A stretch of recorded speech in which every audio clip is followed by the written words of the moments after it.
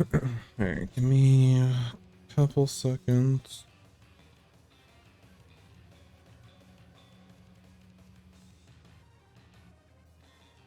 I need to...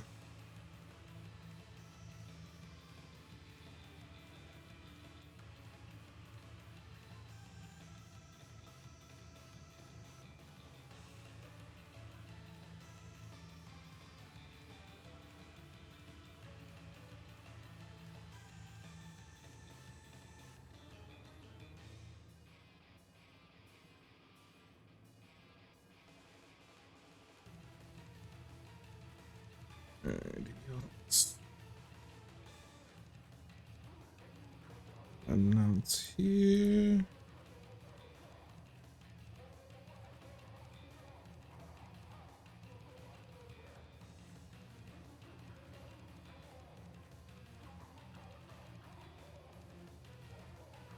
So I wanted to check what the current rotations are. Mm-hmm.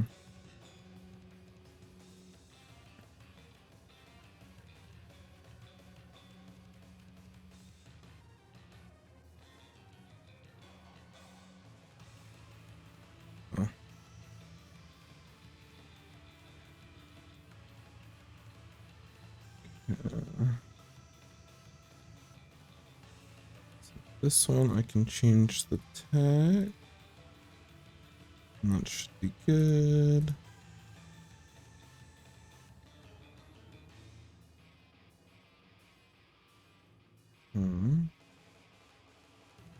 That one's good. Alright.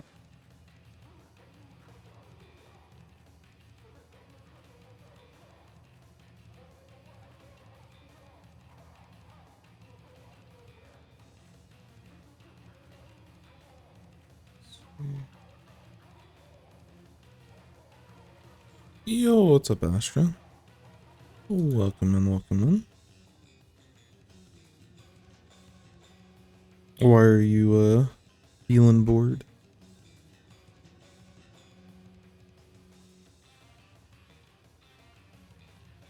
Has Splatoon been recently, or is it stuff outside of the game? I'm excited for the Zones challenge later this,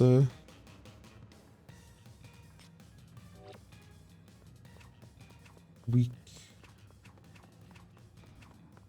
Ah, I see, I see. You know how that goes? I know how that goes.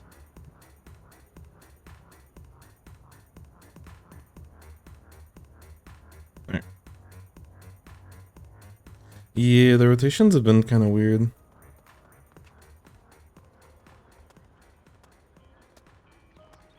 Hey, what's up, Sons? Welcome in, welcome in.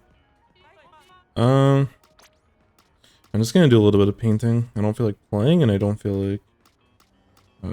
yeah, all the rotations are kind of yucky. But I need to warm up a little bit. Get my mind focused. What's a map I haven't really ever played this with?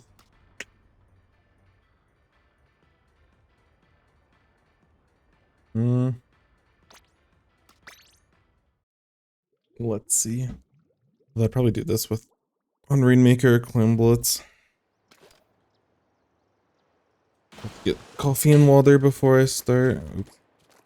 Maybe I should watch the monitor that is not lagging instead of the one that is.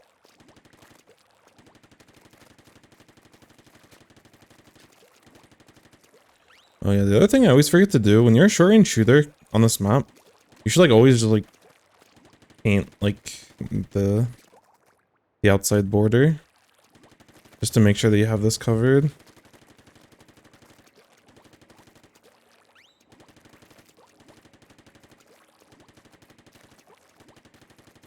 Shoot.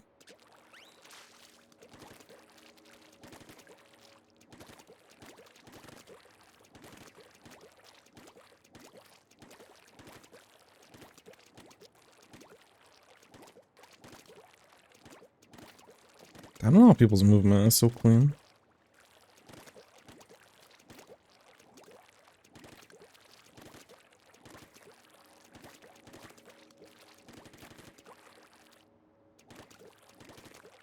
I'm always so jealous.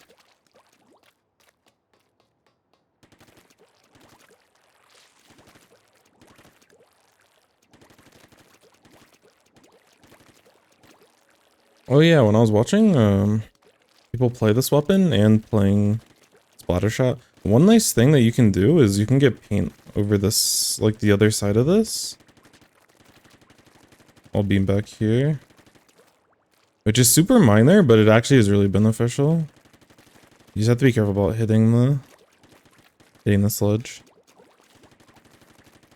Because a lot of times I'll see, like, because playing over here splash, like, it's not bad, but sometimes it can be kind of awkward. But playing up here is like a V-shot or a zap. Feels a lot better. There's a lot of space for you to do stuff.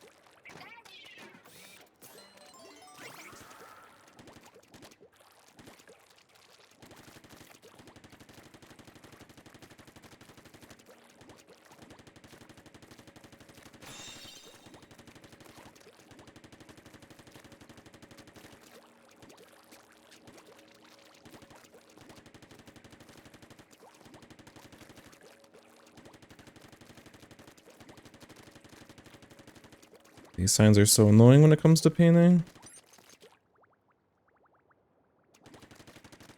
If I jump from here, does it? No, you have to be on one of these fins. It just feels so gross.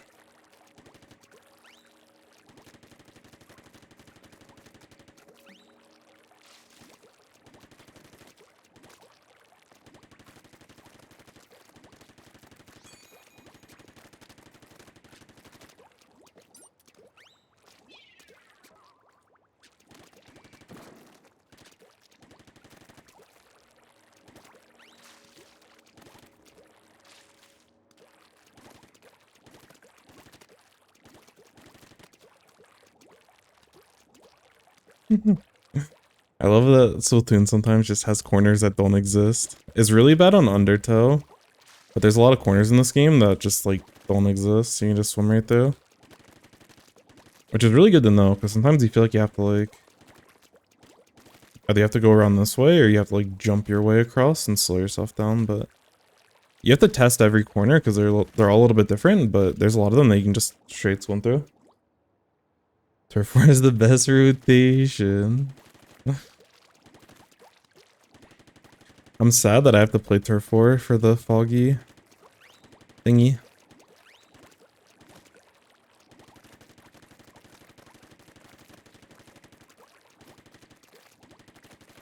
Alright.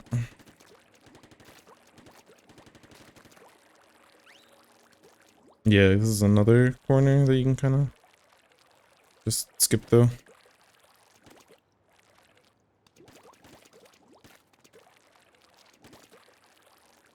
Yeah, no, this game does weird stuff sometimes.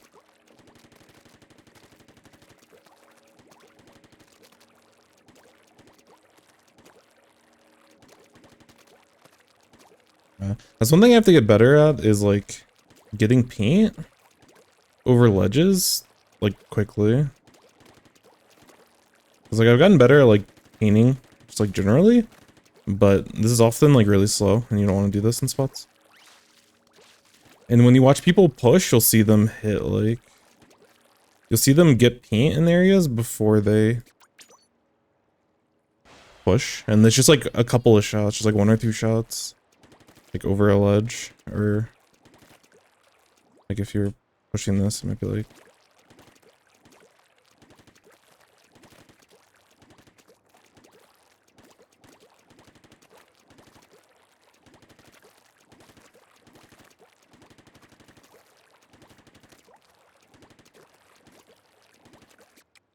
the next thing that I need to do in terms of like getting better and more efficient. Yo, what's up, Susie? Hello, hello, hello. And Josie, welcome in. How have the replays been? Everything's been good. I've been enjoying myself. Hopefully others have enjoyed themselves as well. But I think, Susie, speaking of, I think you will be first So we can get that going here in a second. And then we'll definitely be able to get the fizzies today. So it'll go Susie, Peter, and then Fizzy. And then if we have time, we can do another one after that. So we got at least the 3 lined up, and we're almost getting to the point where we're finally caught up with all the reviews that got exploded by the update. So I'm gonna get that punched in real quick. And then once the game starts, or once I'm ready to go, I'll update everything. I will get coffee and we will just jump right on in. Let's hope all of these codes work. But how about you all? How was the week? Is anyone playing in the Splatoon challenge for zones tonight or tomorrow? Time zone may vary. Have y'all chosen I know we've had some discussions about which ice cream we're going with for Splatfest, but for anyone that hadn't answered, y'all have a preferred selection? Ooh, tint. Alrighty. Isn't it Sunday? I thought it was tonight and tomorrow. I think it starts at 10 p.m. my time, so it wouldn't start till tomorrow for anyone else. The 25th? Is it?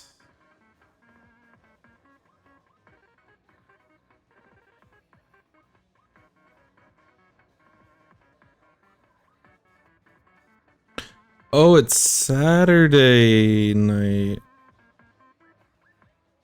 Man, my bad. Alright, well, I lied. Me when I lie on the internet. No, y'all are right. Why did I think it was 10 at midnight? Alright, so we have an out or a day in a while. Ouchies. I don't know if that makes it better or worse. I had some time this evening though, so I was hoping it was tonight, but it is not. 5 a.m. Holy. Alright. But thank you for the correction, because I was gonna get on and be sad later tonight. So y'all save me. Alright. We're looking at this tent. Looks like we are open. I'm not sure exactly what rank this is. Oh, S rank. Cool. Thank you, Susie, for getting that for me. So I think we're chilling. Well, let me go get my coffee. Let me go get my water. Make sure that y'all are staying hydrated as well, and then we'll play the video game. Not too sad about missing Scorch and Eeltail. I unironically love Scorch Zones. I enjoy playing it. I've watched enough of Japan play it that I really appreciate it. Eeltail, I'm fine watching it. I'm not as I don't enjoy it as much like playing it. But yeah. I play E-Liter, I still don't like it, that's fair. I love Scorch Zone. Dude, one day y'all will be Scorch Zone lovers. Honestly, you probably won't. But it's good, it's good. It's actually good. Y'all drank the Kool-Aid. Y'all drank the content creator Kool-Aid, and now I want you to drink my content creator Kool-Aid. Theirs isn't good, mine is good.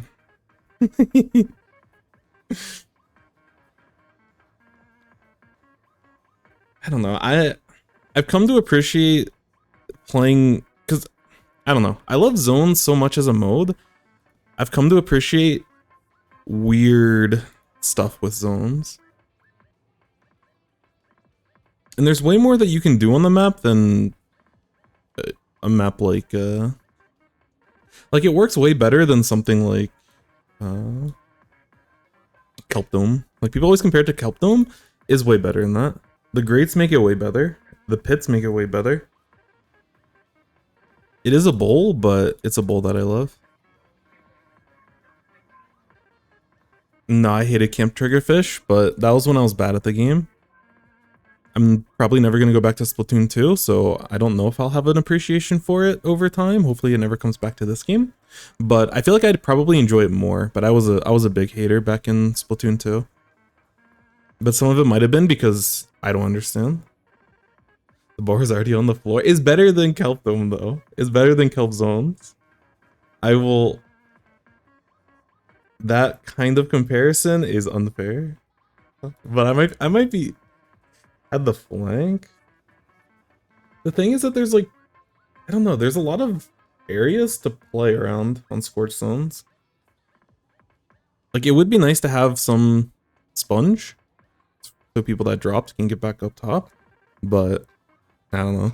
I think the fight around mid on Kelp Dome is like really awkward, but the fight around mid on Scorch like is actually kind of interesting. It's still awkward, don't get me wrong, but there's like more space to maneuver, and it, like up top is like not a lot bigger.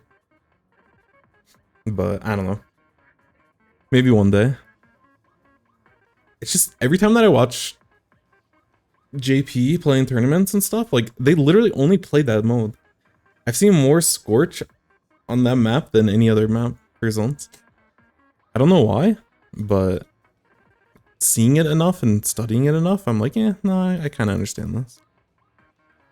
Why? I have no idea. As one thing that I have no idea, and people that are more intertwined with the Japan competitive scene, at least with like Zones. I know they also have like a very heavy like competitive turf war, which I'm also not super familiar with.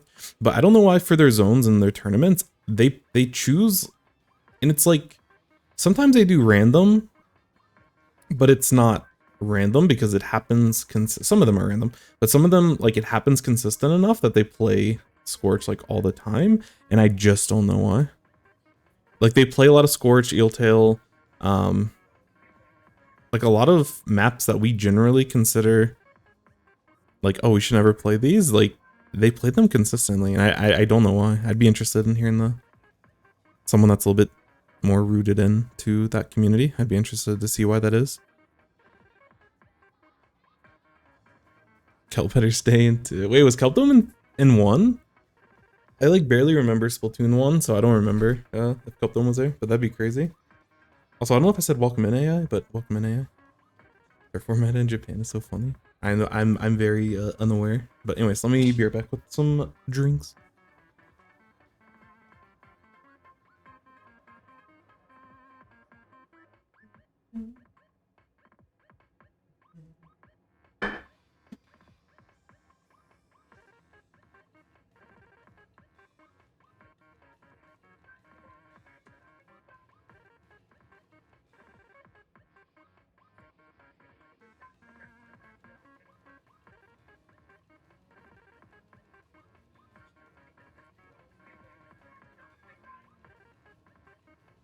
All right.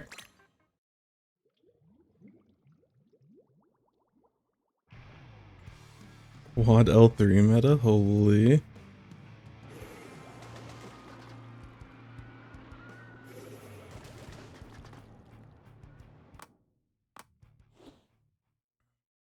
I see Wahoo. I see Pole. I'm happy. I feel safe. I feel comfortable. Pole. All right. So 10 on both sides. Interesting. All hail Pole. I'm assuming this, I didn't actually double check. Yeah. Okay. So we're an orange team. Our comp, Crab is very good on Wahoo, and Wahoo Zone specifically. So we love that. Paintbrush has a lot of flank opportunities. Not a lot, but they can play around both of these. Like flank up it and play around it very well. I haven't played against Paintbrush too much, and I don't play with a Paintbrush on this map. But I don't know how well it does. I feel like it do pretty well around like these walls and stuff, but I don't actually know how good it is. Blaster, same thing. It can do like a little bit of chip over these ledges, but sometimes it can be a little tough to to navigate those, but also, what is it Toxic Mist Whale with, oh no, Vacuum. Ooh. Someone willingly chose Vacuum. Okay, so with our comp, I think basically all of our weapons can take good value out of our tent. So ideally we want to like push in with our team. I mean, that's generally how tent wants to play, but I think there's a lot of opportunities for the rest of our team to kind of push in. So we'll see like what angles we go through. Like obviously just going through here, or when you're pushing it through here, it's pretty default and like will generally work. You can also use it to push the glass. The fight for glass is going to be kind of interesting because usually like range wins out on those, and if you play a weapon with a wall, that helps as well, which tent is a moving wall. But yeah, I think there's also opportunities outside of just taking plot, which is generally like when you're trying to wipe and look to lock them out, you start taking this plot area. But I think we can also look to push this glass as well. When we look at the enemy comp, is that pretty standard? Their specials a little bit lacking. This Expo is going to be a little bit annoying. I don't know the interactions between Explo and Tent, but I feel like it's probably going to be at least a little bit annoying. But Explo can play, it can take a lot of flexible positions in a lot of different areas, so we have to be mindful. But they pretty confidently, actually, I haven't played against Expo a lot as like a rapid blaster, but I feel like I don't love that matchup because we get our feet painted, but if we're able to push into them, then there's an opportunity. But I would imagine our rapid blaster is probably going to be playing around this glass, and I don't know. The Expo is going to be a bit of a problem. But the one thing I will say on this map, pushing in with Vacuum on this map to take zone isn't the worst thing in the world. Is it optimal? Probably not, but I think it actually gets pretty good mileage here specifically, so we'll see. If they know how to slash over the shield. Ah, gotcha. Yeah, take care, son. Later. Appreciate the lurk, my friend. And then they have missile spam. Enemy team is going to outpaint us by a lot, so we need to find good opportunities to look to kind of poke at them and push at them. That's kind of what I'm seeing. They're going to bully us out of zone normally, but we have aggressive tools between our specials, both teams have tents, and like poking with blaster that we have to pick and choose our opportunities to move forward and really capitalize on them. Because if we just sit back over time, we're going to get kind of oppressed and pushed away by the enemy team. So we don't have to like force or rush or anything, but it is something that we want to be mindful of. So we'll see how we play it out, but for us as the 10 player, I just want us to get good tents that our team can push with. This is not the tent.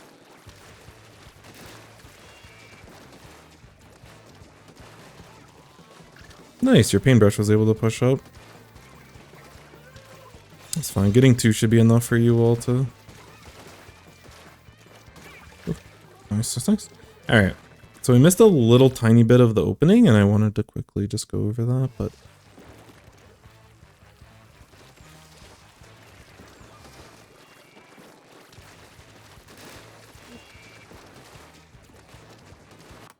So yeah, this was like an opportunity, and I really like this play from your paintbrush over here, because their Explo was playing very out in the open and just going for shots over in this area. So paintbrush found an opportunity to push on them, and that's, as our team, that's what we need to be able to do. But it's kind of awkward for us to go in as a tent in these types of situations, so I don't blame you. I'm glad that you get your canopy out in this spot. One thing I will mention, and you know, I'm always the one that talks about paint to an annoying degree, but if we're looking to push this space, one thing I would recommend,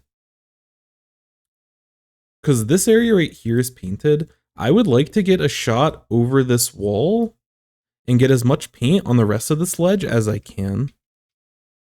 Because with this angle that the tent's trying to go through, it kind of protects us, but it very quickly falls off this ledge, and then we don't have cover. And it'd be nice to get paint over here in case that there's someone sharking there. Because at least they have to like paint their feet and everything. No wonder you like zone so much. That's actually true. Wait, that's actually true. I don't like us swinging like this because we don't have paint here, and because our teammate just went down, there's a good chance that this area is already painted.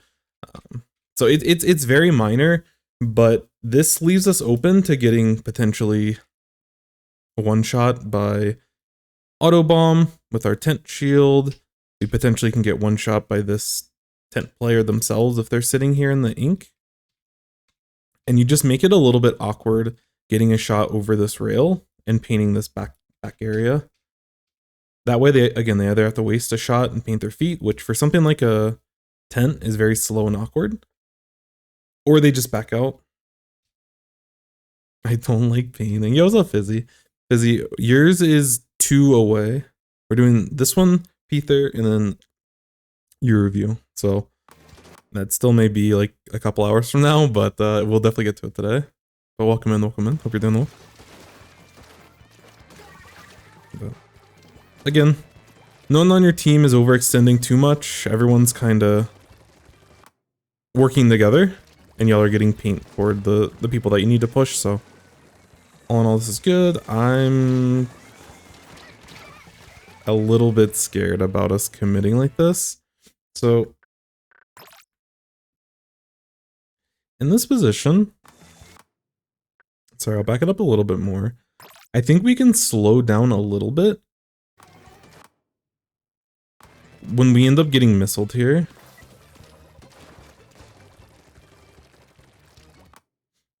Like, keeping a tent up here to push their plat is good. But yeah, we get so the problem with this play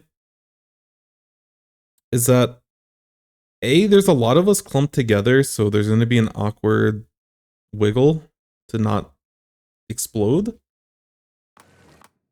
I think your crab probably came out a little bit early here, and I can understand us wanting to push and try to get value out of it.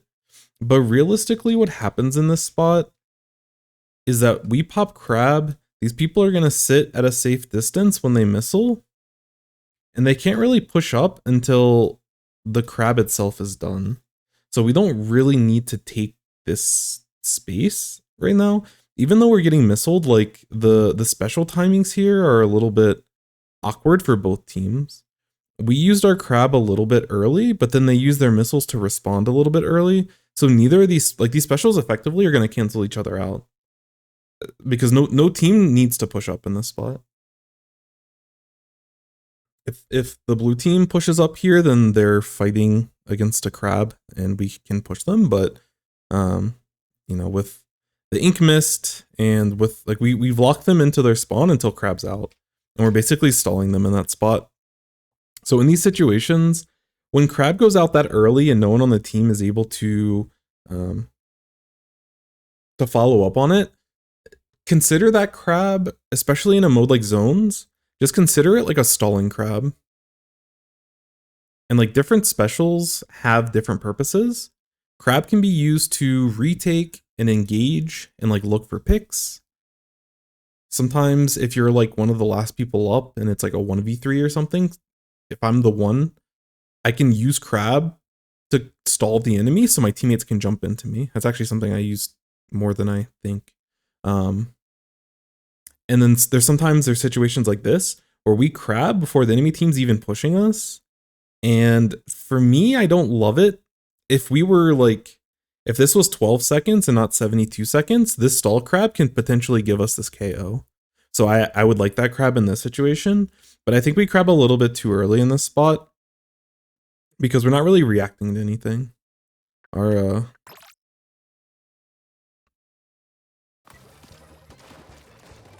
I'm interested from their perspective. Like maybe they're trying to get the pick on the. Yeah. I would give them the benefit of the doubt that they're trying to one-shot the reflux, but even then, like when they're sitting back here, yes, we can chip them, but we don't have to actually push them. But then again, they use their specials and they can't, like these things kind of cancel each other out.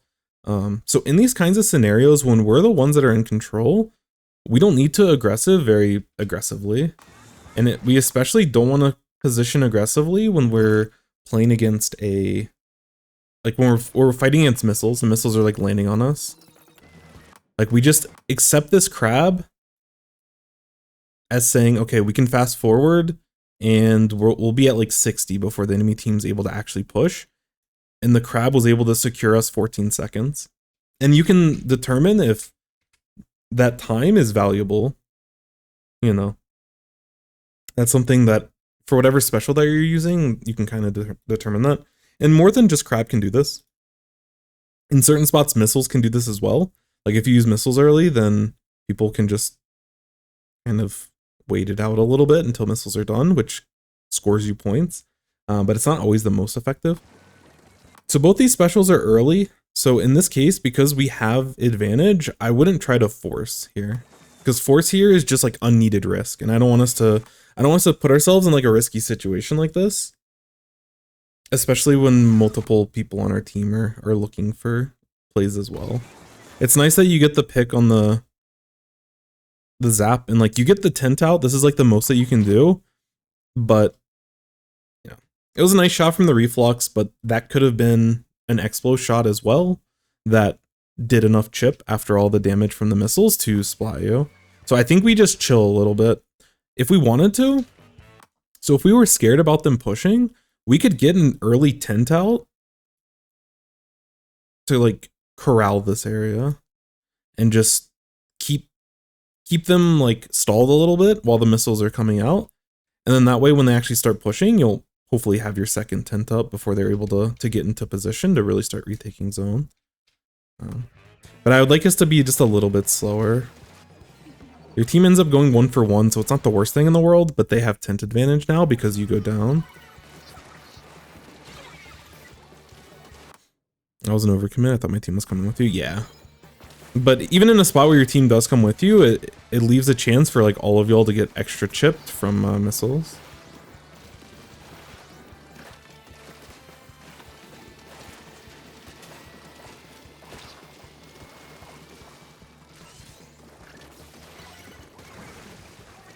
I like you getting paint on those lanes and area.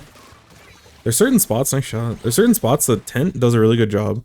Like getting paint over here, like in these like longer, narrow spots, like tent can get paint over in those areas really well. So I like when you see opportunities to paint that, you position yourself in a way to like just get all of that paint.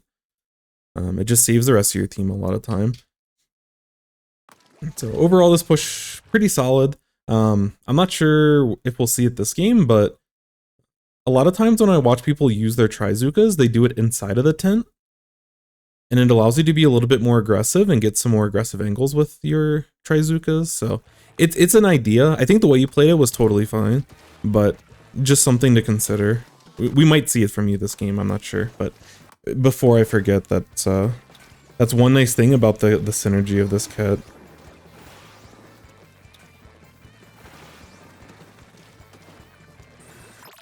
Another minor optimization that I want to mention before we use Trizooka in this spot.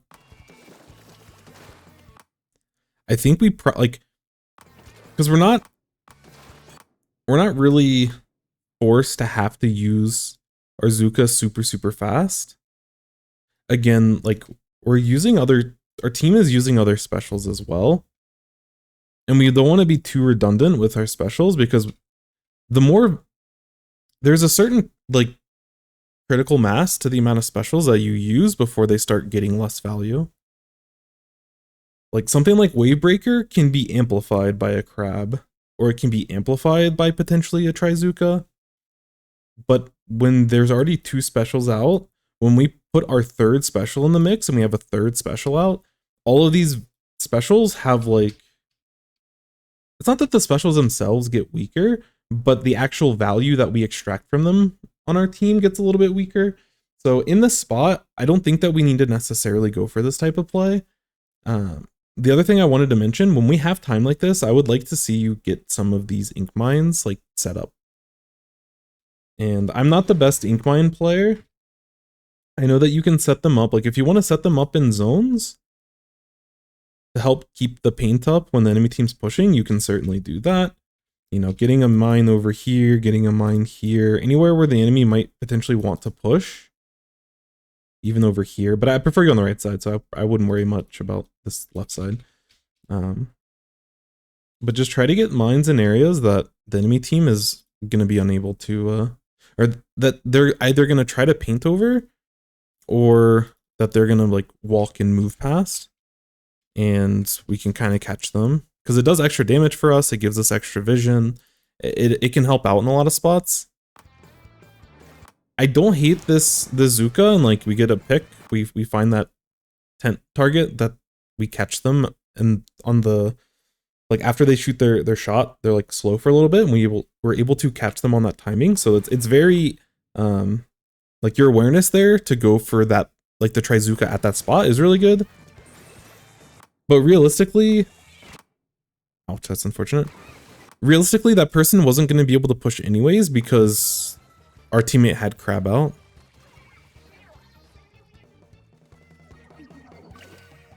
So I'd rather use that time just to get mines down, get paint, and just kind of chill a little bit.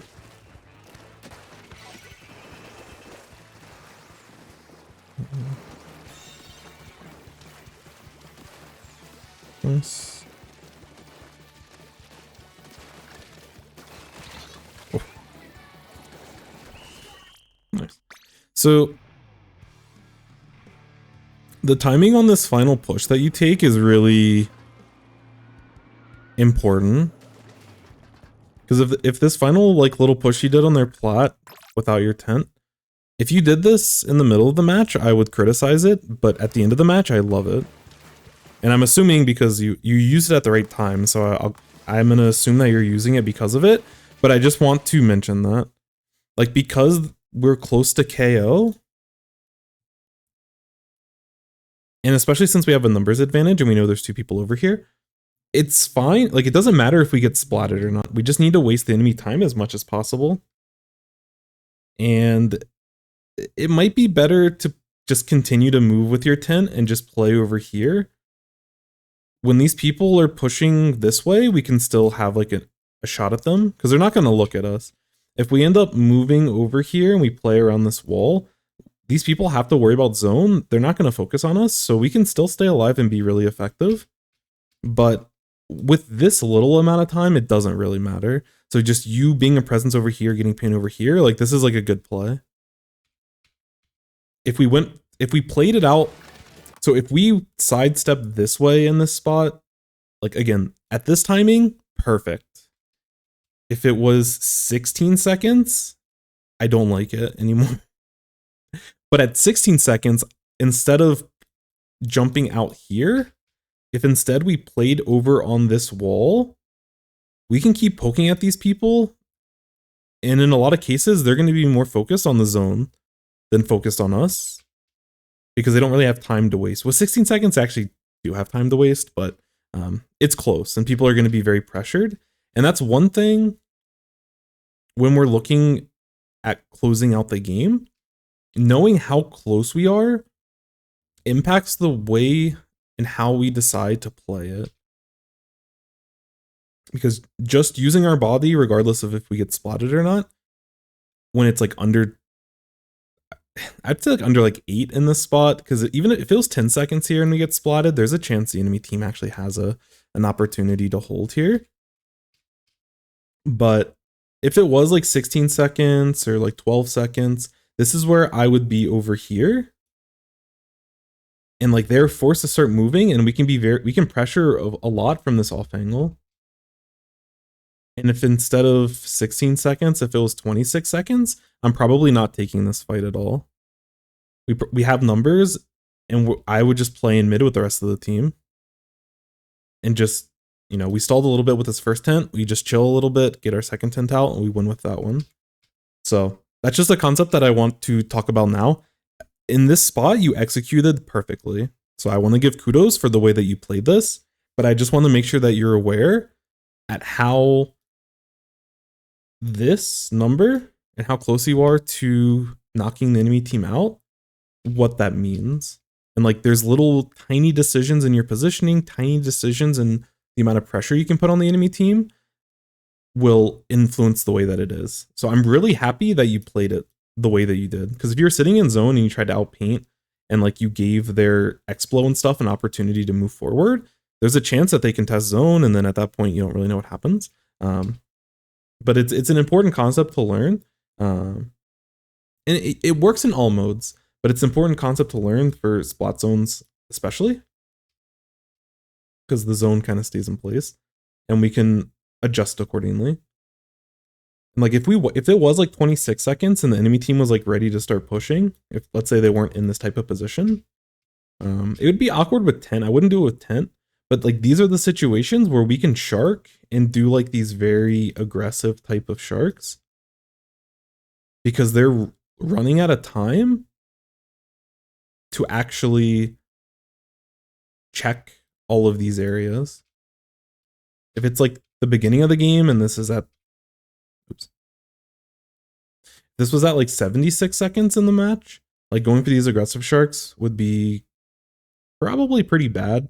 Sometimes you can still catch people off guard, but people have more time to check these areas before they start pushing in. So there's a certain psychology to the overall score and how we play it. But again, the way that you play it here, phenomenal. Really good stuff. Really, really good stuff. You know, I was going to die probably, just need to waste your time. Yep, exactly. You played this really well, but I just wanted to mention it in holistically because that psychology is part of the decision making. Psychology is the right word, but it's part of the decision making of playing Splatoon against the enemy player. Because when you're like newer, so I'm gonna say, apologies for the 7-year-old terms, but I'm gonna say noob and pro. And when you're a noob, you need to focus on like your weapon and being comfortable with it. You have to understand the game modes and be comfortable with it. You have to understand the maps and be comfortable with it. You know, like your special, sub, like there's a lot of things that we need to keep in mind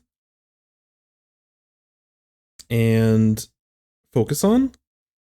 At these higher levels, all these things still matter, but most of this is going to be like subconscious for like people at that caliber, and they don't really have to think about it too much. Like there might be some map specific stuff that they know about, like with their weapon, and like there's very deep levels where this stuff still matters, like knowing this both for your weapons and the other. But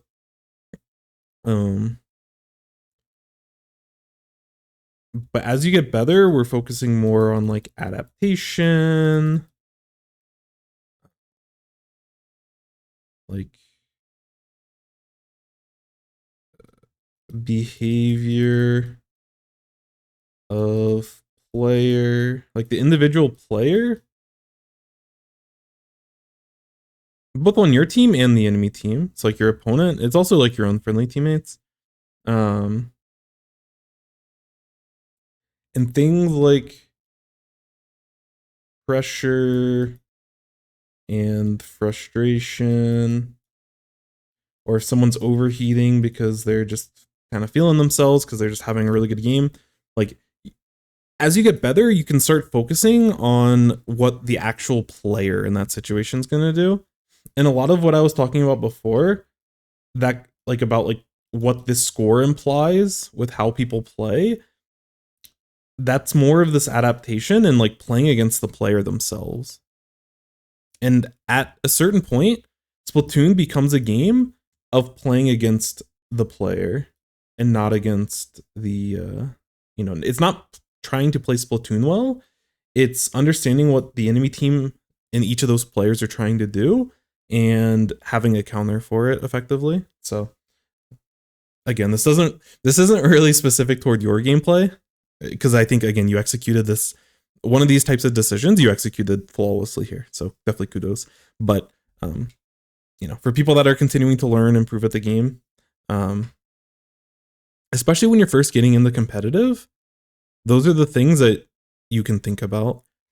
And a lot of times the reason why one team is going to consistently beat the other team, you know, like, because at a certain point, upsets are going to be more and more rare at higher levels of play.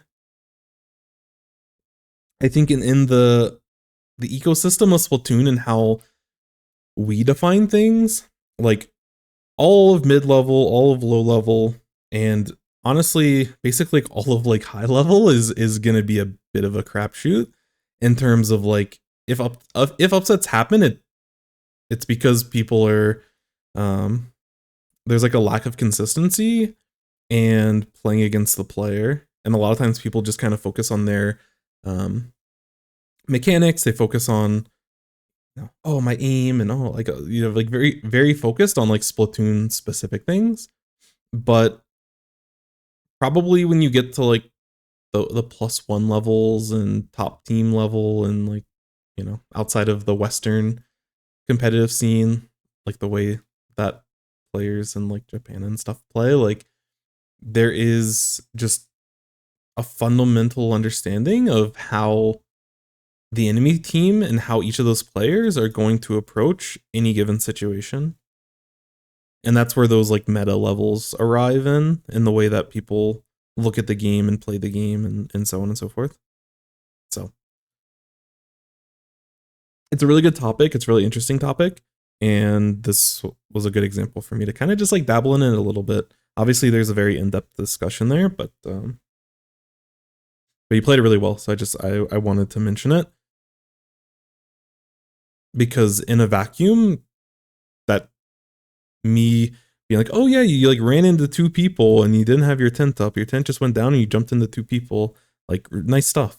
You know, I don't want people to like potentially misconstrue it if they don't understand the context behind why that was a good play. So anyways, yeah, this was a pretty good game.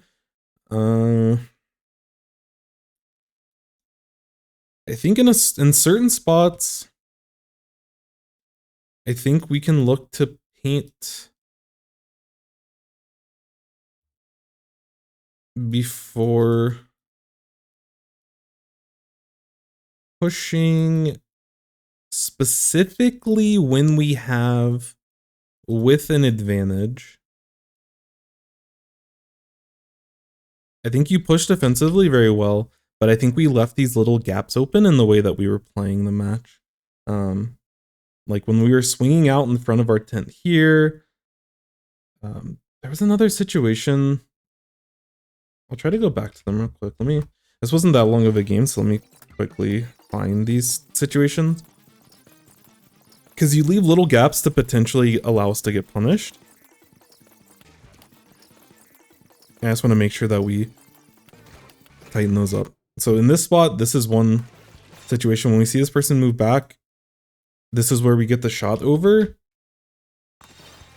And we probably also want to slow down pushing behind this tent.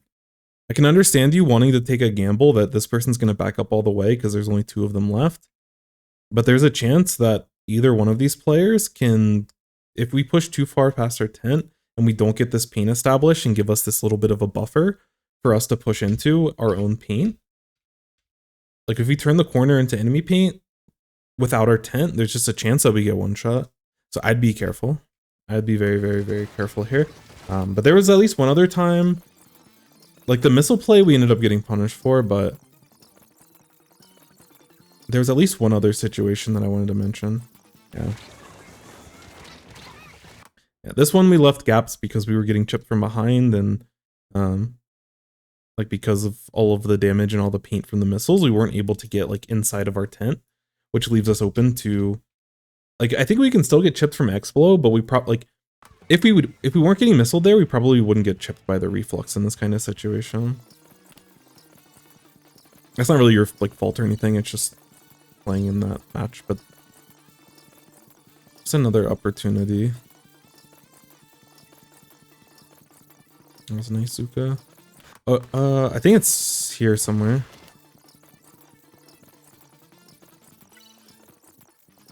Really love that paint. A little bit here, but there's just the one person, so it's not that big of a deal. Where's another spot?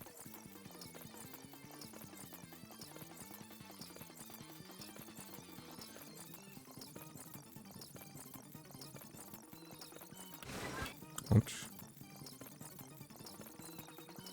That we got a little bit eager, but that can happen.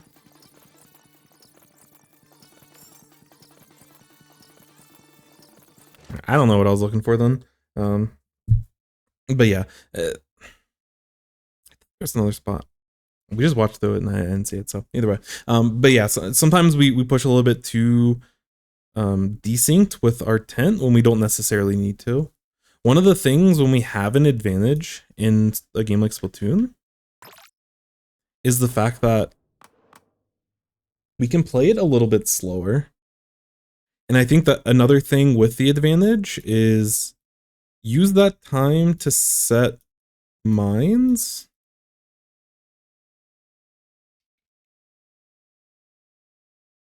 And to paint easy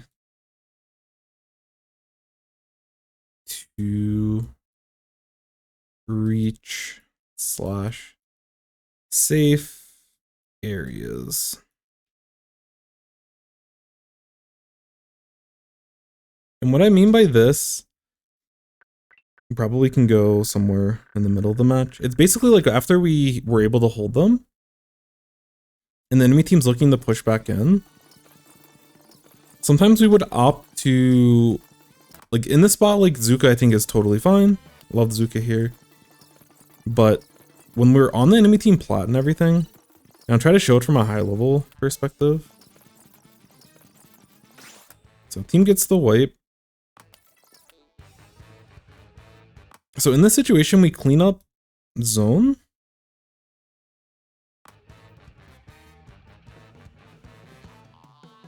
And we have time to like set up. And like, yes, we keep this area clean. But we can also extend a little bit past with paint. Like we can sit over here, get some paint over here. We can get deeper angles with paint until they start pushing in. This is like a situation where we can start getting our mines set in place.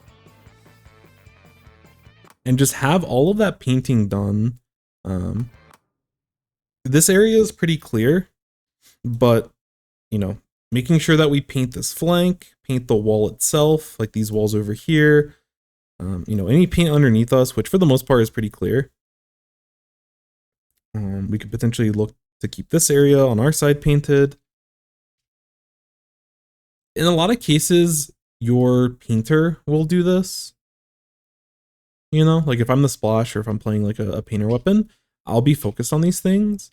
But at least when we're trying to establish like a setup with mines and stuff, there's like no reason why we can't have 2 mines situated somewhere and still have full enemy paint or a full ink tank before the enemy starts pushing us. And that just goes with like being very efficient with our time, because we end up like trying to force and like run and take this fight when we can like slow it down a little bit. You know, even if it takes us a little bit longer to start rotating because we're getting these mines down, like our teammates should be waiting for us anyways. Like we take our time, the enemy team's gonna have a hard time pushing through the glass.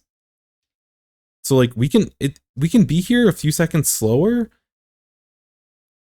and just, you know, just get a tent out there and like slow the enemy team down.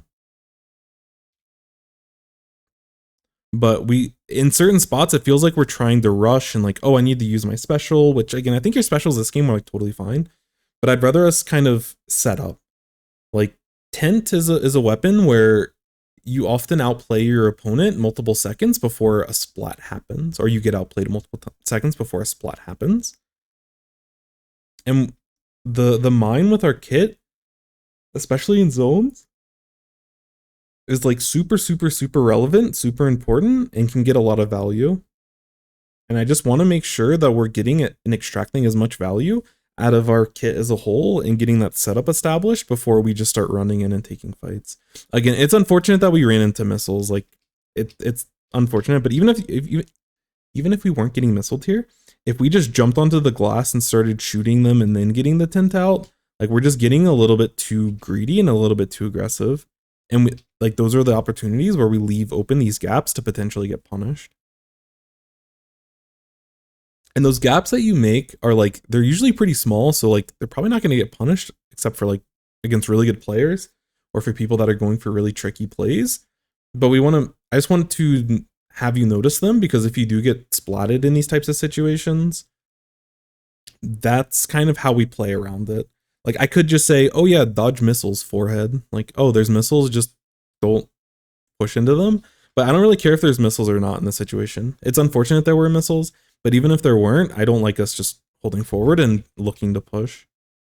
I want us to get, you know, mines over here or a mine here. I don't care where we get the mines.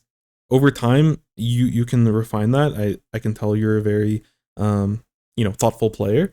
So I think you probably, like, the few mines that you did throw down this game were solid. And I'm sure that you can continue to refine that on your own. But that's just one thing that I would generally mention. Because when we're looking to retake, I think you did like a very solid job. I just think we get a little bit too over eager when we have the advantage. And like, I want us to focus on playing a very consistent game, a very solid game. If the enemy is going to retake, if they're going to get a bunch of splats, I want them to have to like earn it, basically.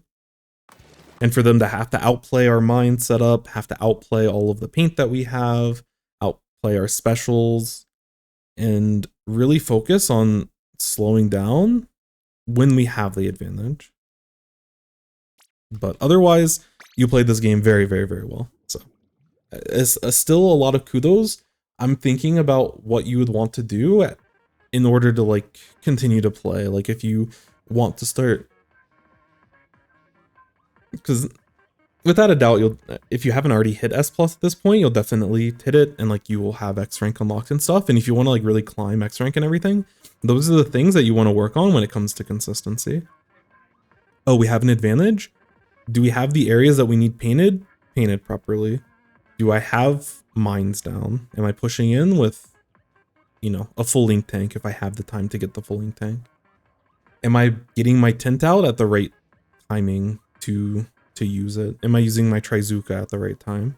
And those little bits of timing windows are going to make all the difference in the longer term. Because most games you won't get punished, but we want to find that consistency. And at the end of the day, we really want to like, because we want to play the game to like frustrate our opponent. That goes back to like the psychology and the mental side of things. But like, we want to play the game in a way to like infuriate the enemy team.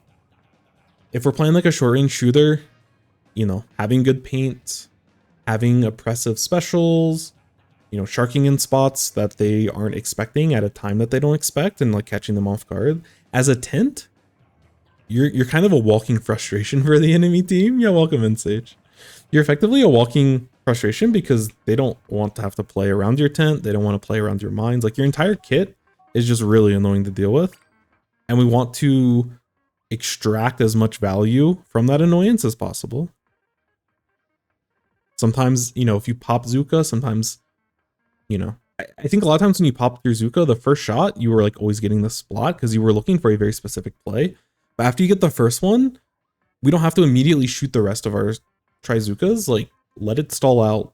You can get the second shot somewhere in the middle of the meter, but like kind of wait till the very end of, and again, this is when you have an advantage, like wait till your Trizuka is about to expire before you get that final shot off, kind of thing. Unless there's an opportunity that's there, but usually we get our first pick and then we're just kind of like YOLO shots because, you know, we found our pick, we got our value, and we are just looking for an opportunity. But that's where we can stall and be annoying. Because if I hear like 3 Trizuka shots quickly, okay, I can start pushing again. Things are safe, I can start moving. But if you know, I hear 2 shots and I'm waiting for the third one before I start moving, and they just hold it and hold it and hold it. Those are like the little frustrations. It's good because in zones you're scoring points the longer you stall, and in certain ways it's a stall tactic. But on the player versus player side, it's like an annoying thing to deal with. And when you watch really good like Trizuka players, like Luna, she's like a really good Trizuka.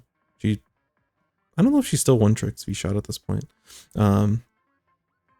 but plays a lot of V shot, so plays a lot of Trizuka.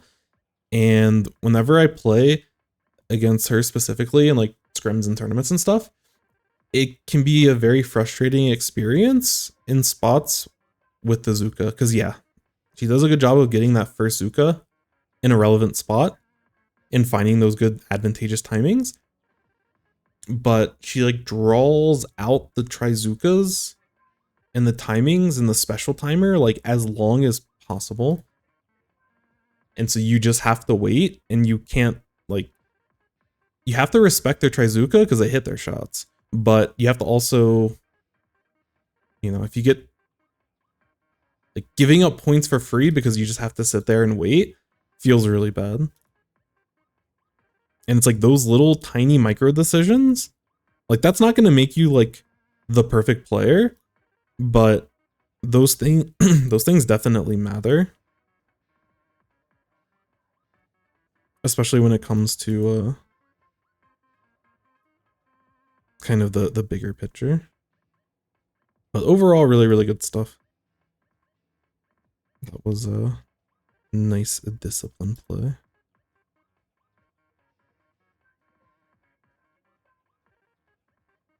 And I think it's something that people refine like farther into their competitive journey. Yo, what's up, X-Ray?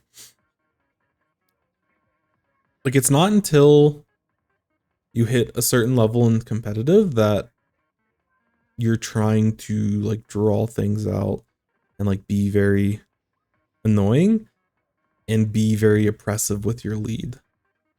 Like a lot of times when you watch like lower mid-level teams, like competitive teams that play quite a bit, and you see it all the time in solo queue at all ranks, but in a mode like Rainmaker, people will very much slow down the overall like pace of the game, basically. So, you know, when you watch lower level teams, they'll like, okay, we have a big lead, but we have control of mid. I'm going to pick up Rainmaker. I'm just going to start moving forward and let's see if we can get some more points. Is, you know, a lot of times they'll treat every push like it's the same, when contextually, you know, the score, the amount of time left in the match, like all these things should have some degree of influence on your decision making of how you play it. And like a team like Starburst does this to a crazy degree that I don't think any other team ever does, where if they have a lead, like a decent lead, not even an amazing lead, but just like a decent lead in Rainmaker, they'll just hold control of mid, and they're so confident they can hold mid, they'll leave the Rainmaker, like they'll move it to a spot, so they'll pick it up, they'll stall the game out, and they'll just have the Rainmaker person get splatted, and they'll move the Rainmaker and position it in like a really awkward spot, so like a really random corner that is annoying for both teams to access. And then they, you know, so at that point they still have control of mid, they give a jump in to the person that got splatted with the Rainmaker, and like there's been Flounder Rainmaker games when that was played competitively for a little bit of time, but they'll be sitting there for 2 minutes, 2.5 minutes, with no intention of picking up the Rainmaker for the rest of the match. They're just, you know, if they can hold mid, if they're not getting pressured off mid, they have no intention of ever picking up that Rainmaker. They'll push forward their pain advantage, you know, not to the point where they're spawn killing, because that just leaves vulnerabilities in your defense and like your hold, but they'll hold mid and like push a little bit past, and then me team just like can't do anything. Like they're just kind of stuck, and even if they start getting picks, they still have to like pop the Rainmaker pick it up in this awkward spot, then they have to rotate back to mid so they can like actually start pushing it. And in most cases, they just hold for the entire match. But even if their defense gets broken, by the time the enemy team's finally set up and the Rainmaker's in a relevant spot again, Starburst is like ready to push, ready to fight. And they'll still have, like, they just always find this way to have an advantage. And it's a very interesting way to see the game played. So, anyways, that's all I got.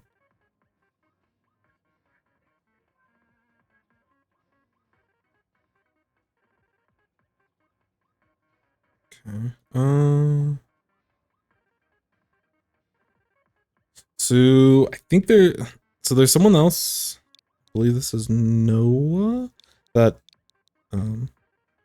submitted a review in the middle of that review because their review was busted from the update.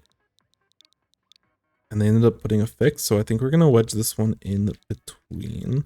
But I will definitely get to the other ones. Also, does this work?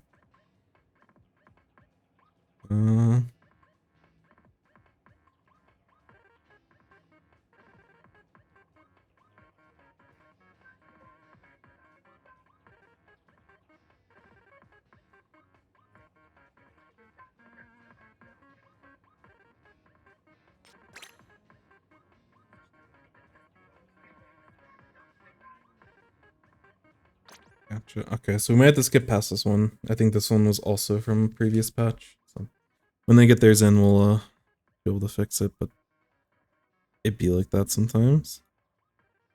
No worries.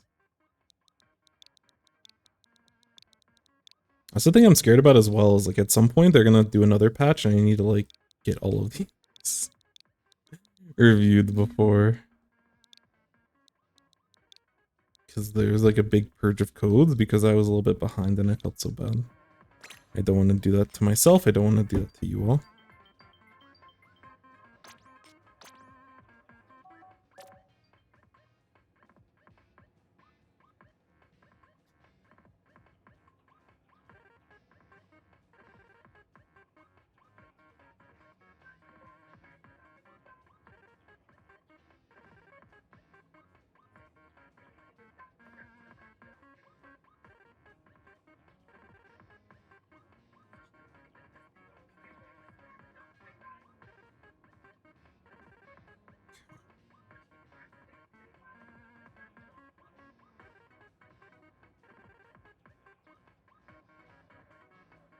Right, does this need to be reviewed?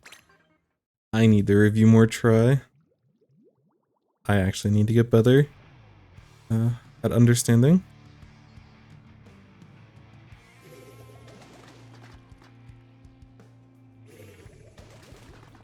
Alright. So I am clicking the wrong stuff. Let me get this updated real quick. So Sawtooth EET. Just I never know if I should use someone's Discord name, or I think before I've been using Discord name. So we'll continue doing that. And then this is vtry. And this was like a scrim mid high ish level, like div. They're saying around like div 3-ish, but the high-ish. Based off the feedback that I've gotten, so so yeah. I know some of these names of some of these players, and they're definitely solid. So either way, it's very high quality gameplay, but how high it can be hard to fully know. Anyways, so They're playing Clan Blitz on this map. Interesting. Trislash is very good at this map. It can play around these stacks very well. It can attack from all different angles. We can aggressively push the enemy team stack. You know, we can push from the front. We can use this little side block. We can use any of these walls.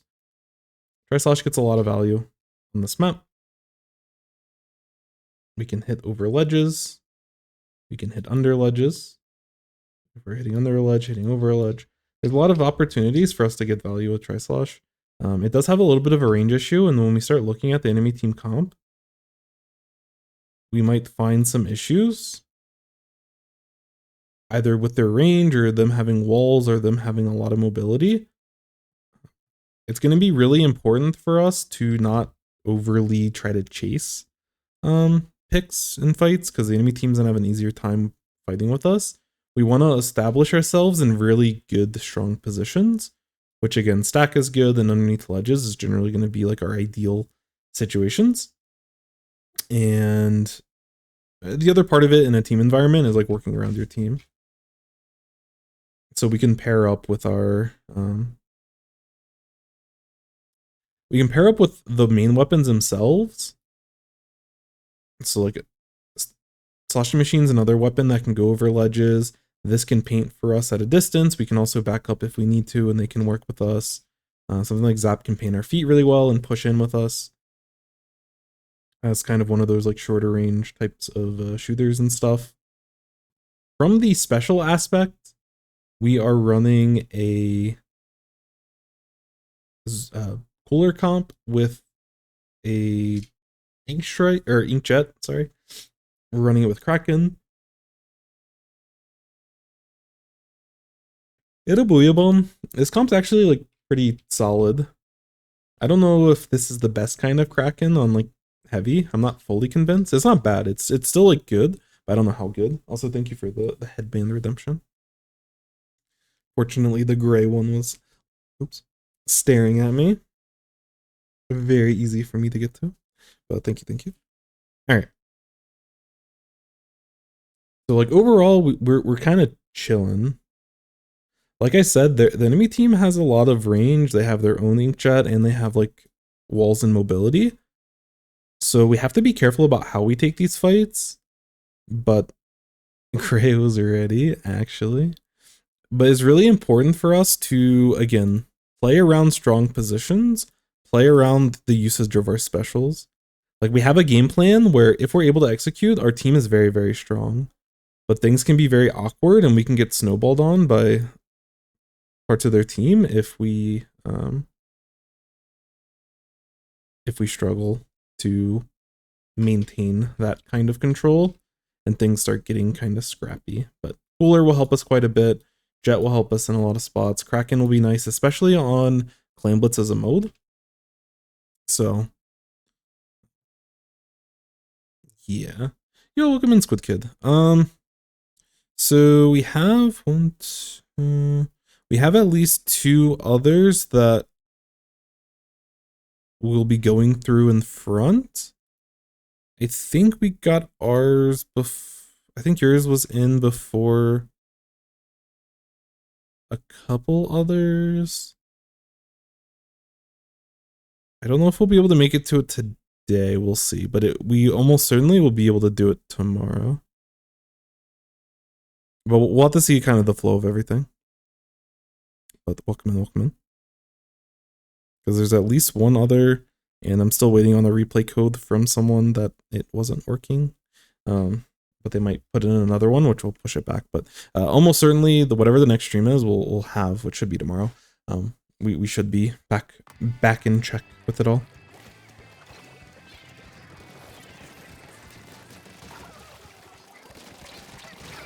Nice. Yeah, trading here is like totally fine. That's kind of what our weapon is designed to do. I'm looking at our comp. We're running a lot of special charge, which is interesting. But we're also running comeback and stealth jump, so it'll be easy for us to be able to maneuver. But getting 2 picks at the beginning allows for the rest of our team to start taking aggressive positions, and we can be a little bit scrappier. And if they're holding ledges, we can fight with them around those ledges.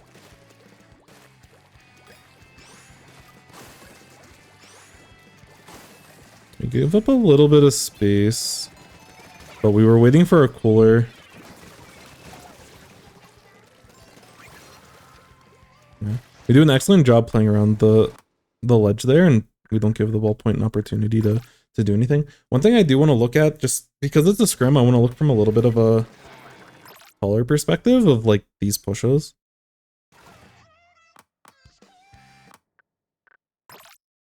And kind of see how we find these opportunities to be able to push through. So we have Fizzy Bomb going up on this stack. We have Paint and Pressure from Heavy on the other side, which allows us an opportunity to kind of very quickly sneak through. We do a really good job of like sloshing and like moving forward.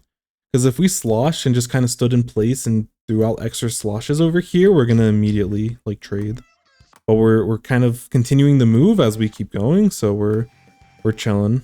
And at this point, yeah, the second trade is really high value for us. It allows the rest of our team to move forward. Our heavy can start being positioned in a more aggressive spot.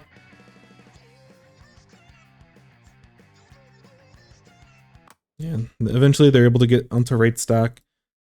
Our Tri-Slosh is able to stall for long enough that we can take fights in this area, and heavy can get value. But we do kind of slow things down a little bit afterwards, trying to collect clams. We do get whaled.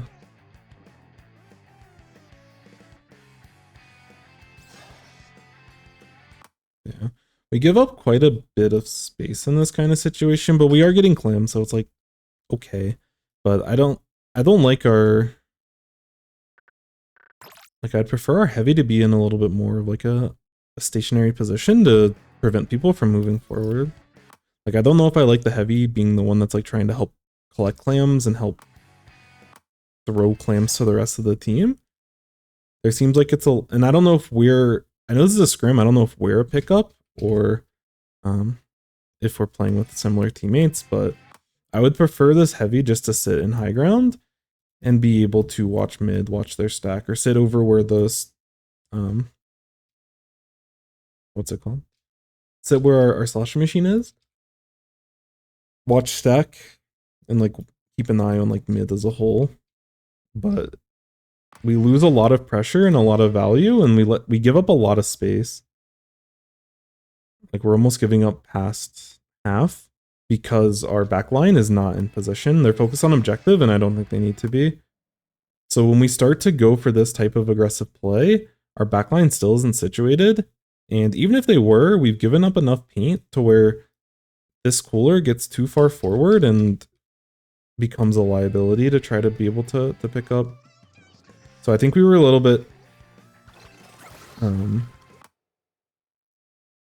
a little uncoordinated in that kind of spot with the timings of how everyone's trying to push, but we are still able to find opportunities to get in and get picks. I think we're probably going to look to... Ooh. So I'm guessing in this spot we're trying to look to score and then go for an inkjet play. It was a beb. Womp womp. So we saw them get their inkjet out, right? Yeah. When we were looking away, we might not have seen the inkjet, but we definitely should have seen that they used it. Yo, what's up, Reese? Welcome in, welcome in. I would be careful about just moving forward like this. Like, Booyah Bomb definitely helps, but inkjet can... The enemy inkjet can, like, kind of, like, go through it and be able to still hit us. So I like the idea of us getting some scores in, and then we can look to inkjet underneath a ledge. Alternatively, it's a little bit more technical. We can score from over here. Like, we can score without being in this area. This is like the easier area to score because you're just in front of the basket. But if you practice scoring clams, you can hit them in this type of area. Like, you jump and throw them from like this spot. Basically, it's it's not that tight. It's pretty loose of a timing, but you have to practice it or else you'll mess it up. And we have a sloshing machine to assist with, like, sloshing machine can watch this ledge. So if they can hold this ledge while we score, then we can inkjet from over here, deal with this person that's being suppressed by the slosher, and then we can move in and start looking at their TP. If there's anyone in their freezer, we can watch that. If there's anyone over on their stack, we can watch that. But if we're going to go for this kind of setup play, I don't like us being as vulnerable as we are. Thank you, Incognito, for the hydrate. It's kind of picky, but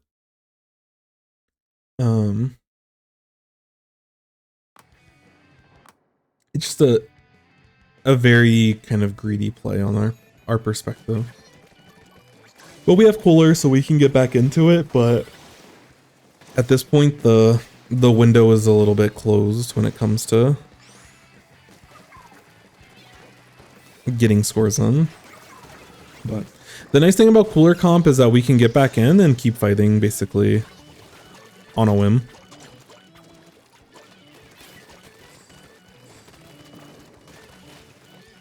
And again, they're doing a good job of holding very specific positions that people want to be in.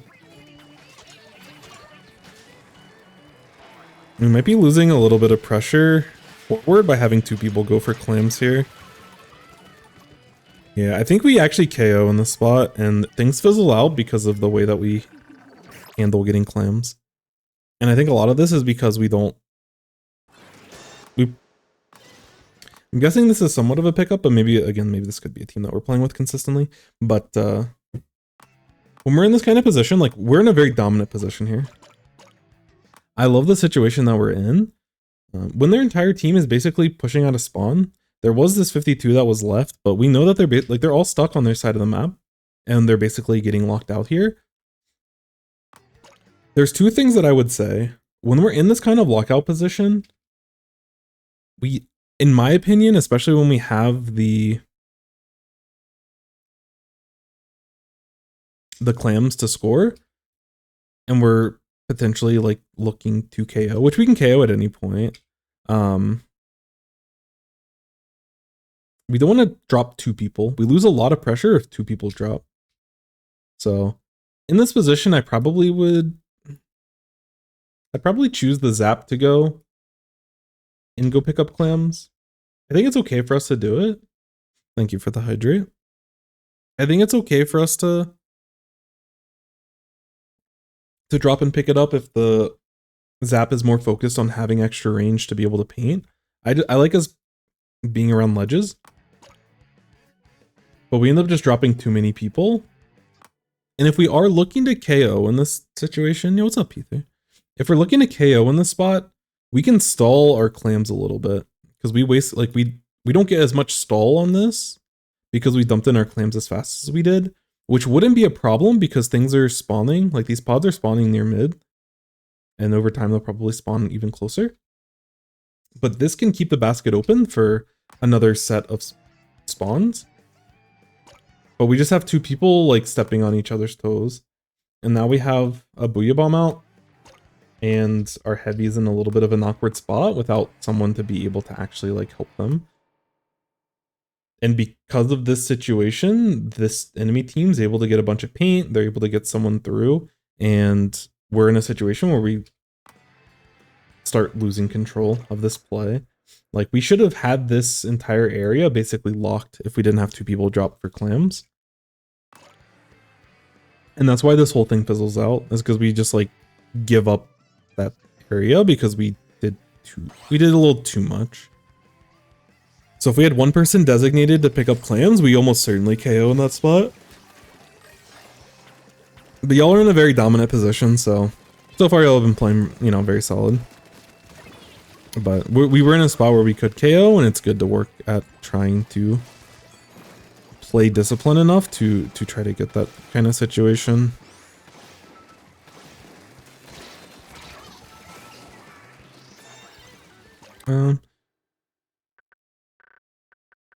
I think this jet here is fine,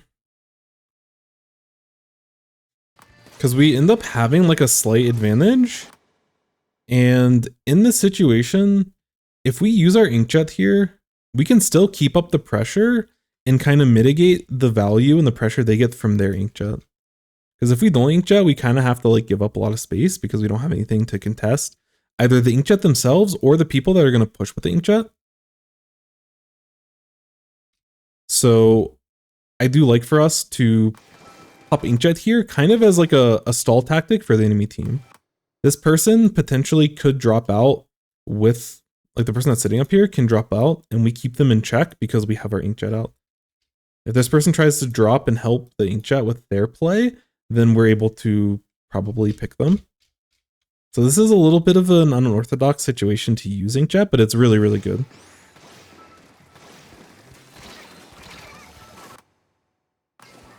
We probably could have played a little bit more disciplined because we know our teammates are moving forward and not die there. But again, we're still in a really good spot. We're super chilling. Mate said they would push spawn. Gotcha. Nice. I don't think I'll have any extra clams. Yeah, I don't know if we need to push that after the initial clam score.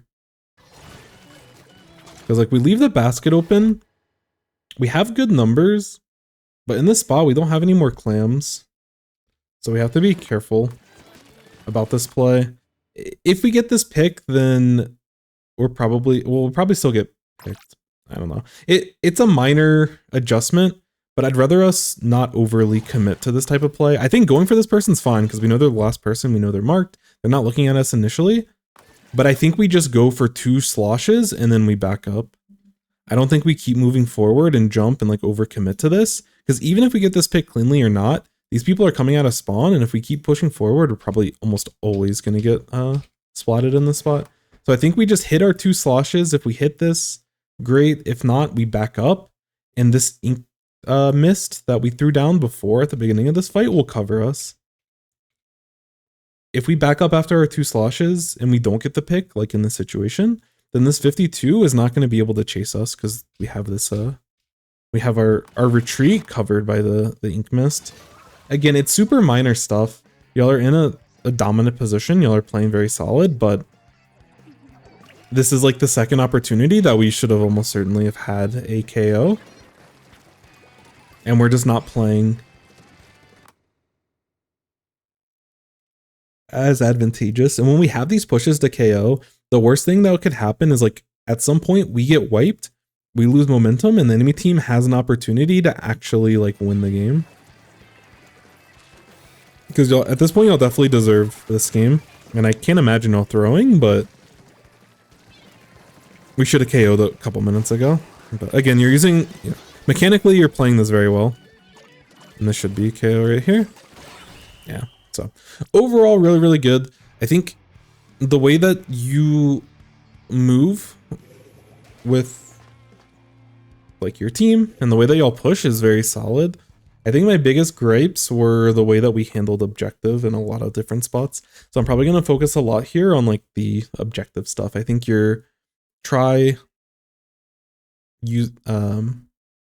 like your movement and mechanics with try and like understanding what you need to hold as something that can camp ledges. I think you already have like a very good understanding of. And I think for the most part, you played it super, super well. You stalled when you had teammates to be able to push with you in most cases. I think your inkjet selection was good for the most part. Sometimes we overextended it a little bit. But those are like the situations where we have like when we have a big lead, we start playing a little bit more disrespectful and a little less disciplined because it's like, oh, like we're stomping right now, we're cooking, and we want to be a little bit careful in those types of situations potentially. But anyways, so I think the biggest thing is figuring out who is doing objective and how we go about doing it. In certain cases, like the biggest blunders that I saw was when we were already like when we already had a push going, we just didn't play the actual score in the best situation. But even at the beginning, we had like 3 down. They end up pushing back. Like we push over here, we hold them for a little bit, And then they start using whale and like our whole team pushes back. And we get into a situation where our heavy is trying to do the objective and they're like doing a lot of rotation as a very slow weapon. I think your slosh was over here. Zap was somewhere in mid or maybe up here, and then you were also backing up.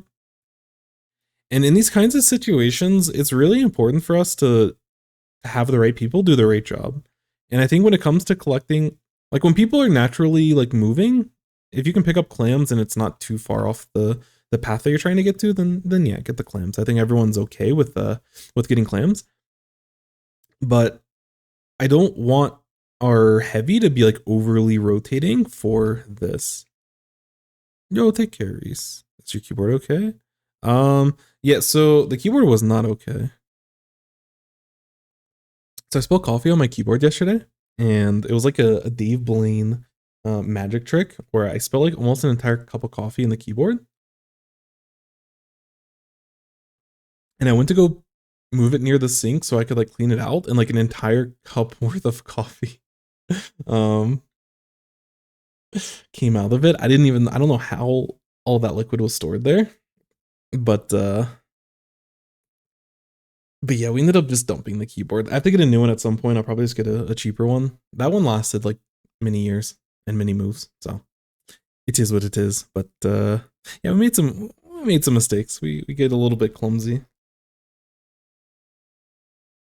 So there's like a little bit of coffee spilt. I have like a little desk mat. I need to like wash the desk mat this weekend. But yeah, right now we have like there's a keyboard that comes with like when you buy like a lot of times when you buy like a PC or something, like I bought like a pre-built, it comes with like, you know, they throw in like the cheapest mouse and the cheapest keyboard you could imagine just to have it. Yo, welcome in, Benjamin and Sully. Hello. But yeah, fortunately mine was like a somewhat of a nicer keyboard. It was like one of the RGB like Razer ones, and it was nice. Like we got it on sale. I think we got it on sale for like 70-80 bucks, which is still quite an investment for a keyboard, truthfully. But I know that people that are super into like customized keyboards can spend like hundreds on like very fine-tuned, like, you know, write exactly however they want the keyboard.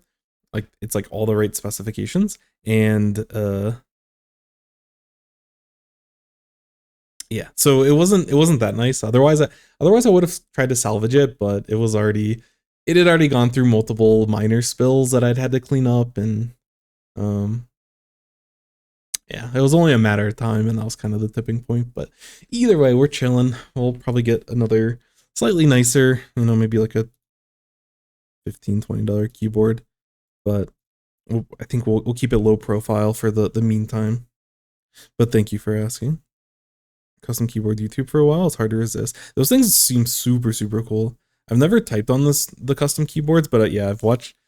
I feel like everyone at some point has gotten into the rabbit hole of like watching those things be built and watching like those like type tests of like, you know, like the subtle differences and the types of sounds that you can get from the keyboard and everything. So maybe at some point, but that time isn't today.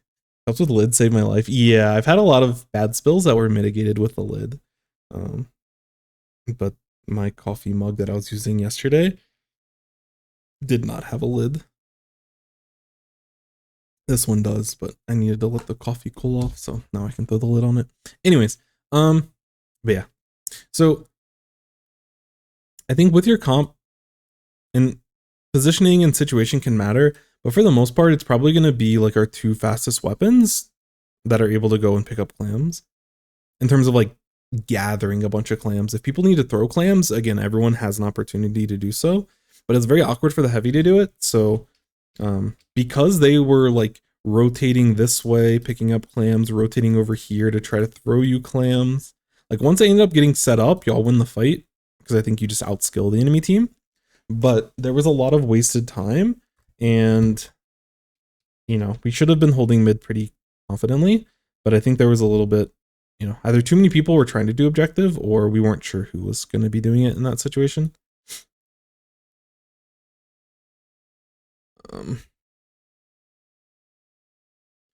Usually just like one, maybe like a 1.5, where like someone's not fully dedicating clams, but they're gonna help with making the ball.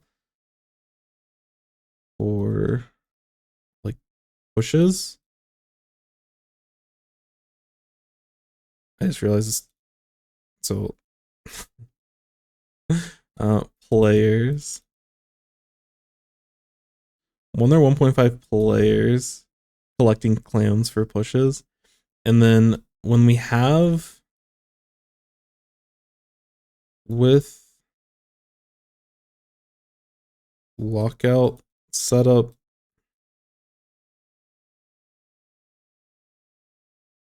just have one person like get clams and keep the play going. One thing that your team can do to help with this is hold 1 to 3 clams to stall if not collecting. So if you're one of the 3 other people that aren't collecting the clams, if y'all as a team can just hold on to a couple of them just to keep the basket open if we have to go a little bit too far. Sometimes the pod spawns are a little disadvantageous for us, and it also depends on the map and the for Clam Blitz. Certain maps are a little bit better than others. Like something like Scorch Gorge, you can KO. If you know where pods are, it's very easy to KO. But yeah, it's very, there's a certain level of like rigid structure that you can have with a lot of this. And the one person that's picking up clams can change. Like it can start as you as the tri-slosh, but if you get one pod and you score those, and then as you're coming back with the second pod and 3 more clams, if you're about to have special, you can switch and say, I want an inkjet, Zap, be the collector basically, and they're the one that get clams. And then that way you can still use your special and have a presence, and you can juggle who those people are. But for the most part, I would basically never have like a backline be the one doing it, which for the pushes, they weren't doing it, but that kind of clear communication before people start dropping from positions will help a ton. But that was kind of the biggest thing. Other than that, when y'all were actually pushing together and everything, you used your resources well, you positioned well, you took important areas of the map and had a pretty dominant performance. So yeah, I think that we can clean up our objective play significantly. This map is a little bit weird, but there's a lot of optimization that we can do both individually and throwing in clams. Like I said, you can throw in clams from the left side, like that left block that they can use to get to their plot. You can throw clams from behind that if you're like confident doing it. And that's something that we want to work on being a little bit better about. But otherwise, it was a good game. Also, one of your inkjets, you pushed up a little bit too far forward. You had 2 teammates pushing behind you, and you like took a 1v1, and you were positioning in a way to like lose height. You were like sitting on top of the right stack, and if you were just firing at the Tetra when you were sitting on right stack, it's fine, but you push past the right stack and you like dropped. And when you started dropping, that's when you gave the Tetra an opportunity to get a pick, which caused us, like if you were alive and you were able to recall there's a good chance that y'all KO in that push as well. So again, just really trying to work and like work with your team and understand everyone's role when it comes to the push, or not for the, y'all did the push well. It's scoring after the push and locking out the enemy team. But really good stuff. One of my fears with a very expensive keyboard. I have a split keyboard. Oh, those things seem so cool. I feel like I'd mess up with them, but they seem really cool. I can put coffee between the halves. Holy. I would almost certainly try that. And I would almost certainly mess it up. But yeah, I've always wanted to get a split keyboard. I just never... I don't know. There's like a cheaper one. Maybe I don't know how cheap those things are though. They're probably on the more expensive side if you get like a nicer one. But I have no idea. But I always see them. I'm like, this is a good idea. I should do this. All right.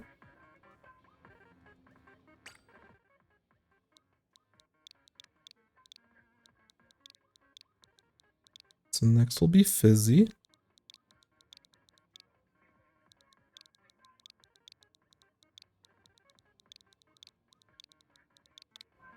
We'll be looking at ATC game.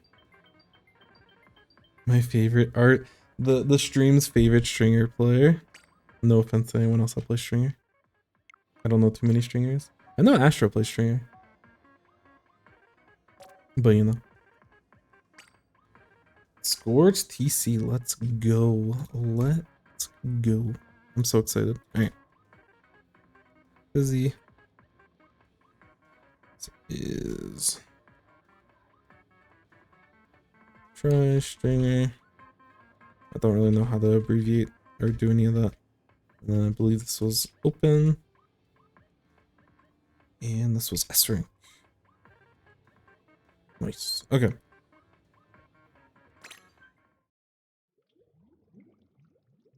Double crab. Oof. Yeah, crab is really good on this map. It's tough. But we'll see how you play.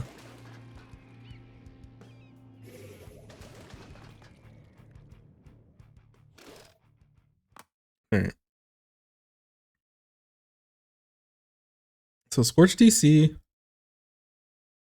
How do you feel about Tri-Stringer on TC? Sometimes it feels kind of awkward. But I feel like there's probably certain positions where you get good angles. But I don't know how high we rate. It's definitely not a meta TC weapon, but in terms of backline, I don't know how strong it feels. It can be very annoying to play against. Because even if you can hit your shots on the tower, but even if you get explosions around the tower, it's still pretty annoying. Because I'm weird. I think it's solid. I don't think it's like amazing, but I think it's like solid. But you're definitely playing for the stall, which is totally fine. Roller is going to be very awkward on TC, so bubble's nice for the push. A little bit of extra oomph, potentially a bait opportunity. But we have double bubble. Yeah, we do not have the specials to play this this game very solid. Oh. But we do have opportunities to kind of stall the tower and get picks off of the tower. But yeah, our comp is struggling a little bit. Meanwhile, the enemy team has double suction bomb. They have a blaster themselves. I don't even know what the kit of that blaster is. Isn't like, yeah, Tri-Strike, Mine Tri-Strike.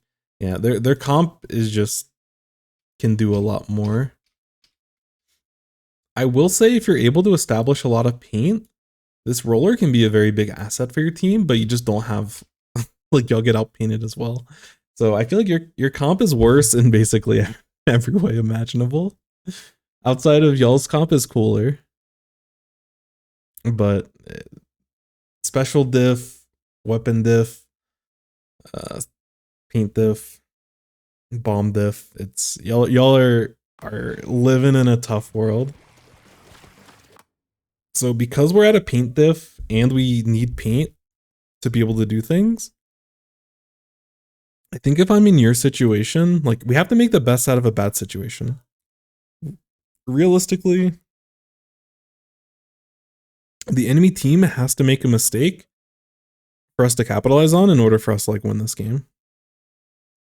Like we're not gonna win this just by being the better players. Unless we like, you know, mechanically we can always diff anyone. No matter the comp or whatever, like there's certain spots where you can just like, especially in solo queue, maybe not as much in comp, but you know, it's not to say no game is ever unwinnable, but to kind of reverse engineer this win, how do we win this game?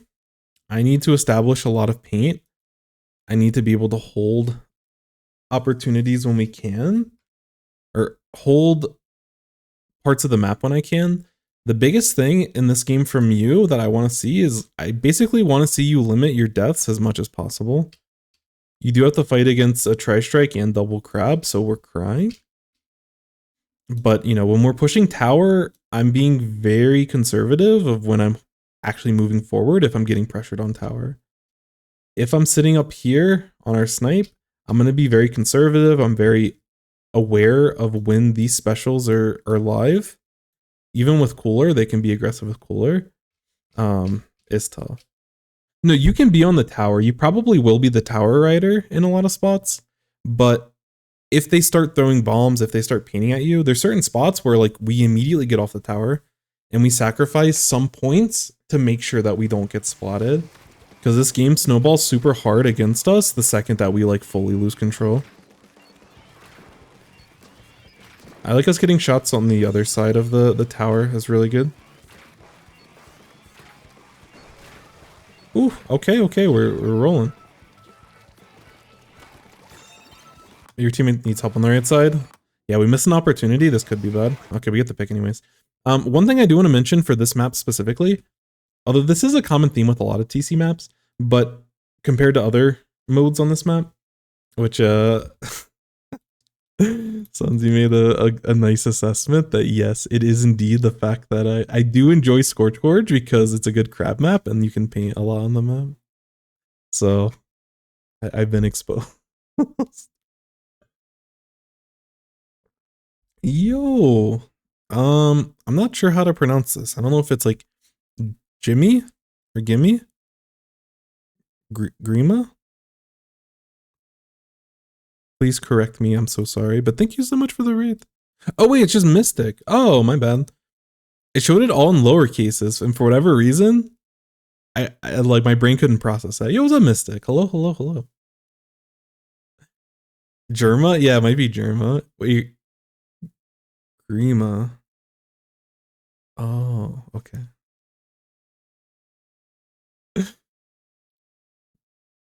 Grima, gotcha. Thank you. I'll get that right in the future. But thank you so much. Hopefully your computer, I hate computer issues. It is the most frustrating thing, especially on a Friday afternoon. But I hope all is well. Hope the stream went well. And thank you so much. How was your Splatoon games? We're just doing the usual reviews, enjoying ourselves. But the one thing I want to mention on this map mode specifically is that as tower starts moving to the first check, we can jump off the tower and get into this position, which like for something like a roller, something like a blaster, especially with bubble, we can continue to accelerate and snowball this game by holding this area. Because if we get a bubble out here, we don't have to fight for this. We just go and take it. Welcome in, Grunku. Hello. And welcome in, I think, Darth Avi. And welcome in, Zoning. Hello. Fire Emblem. Oh yeah, didn't they release like Fire Emblem on the GBA or whatever? I didn't remember it this round. So in this case, this isn't something that I would think you would do. I think you sit on tower, Fizzy. But if I'm anyone else on your team is able to do it, but your blaster should especially do it here. If anyone that has bubble, like I think they definitely take that position. But I think you sit on tower. Nice shot. Yeah, I think you probably should immediately be on the tower because we don't want our roller to be sitting on tower. We want them to push up. And like this roller might feel inclined that they need to be on tower because you're not immediately getting to it. So like once you're like, I like that your aerospray crosses. Once they cross, I think we just sit on tower. Please hydrate. Thank you.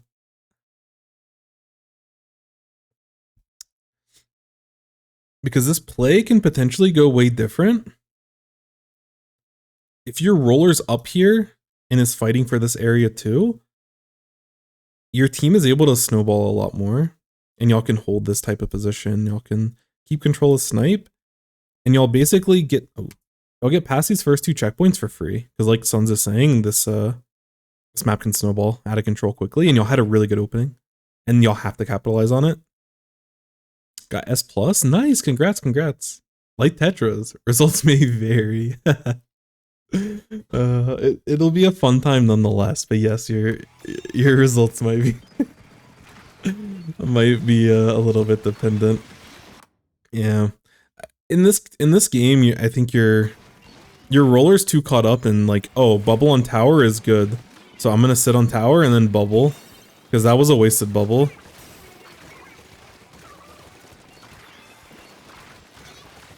Yeah, they're getting picks though. We're snowballing.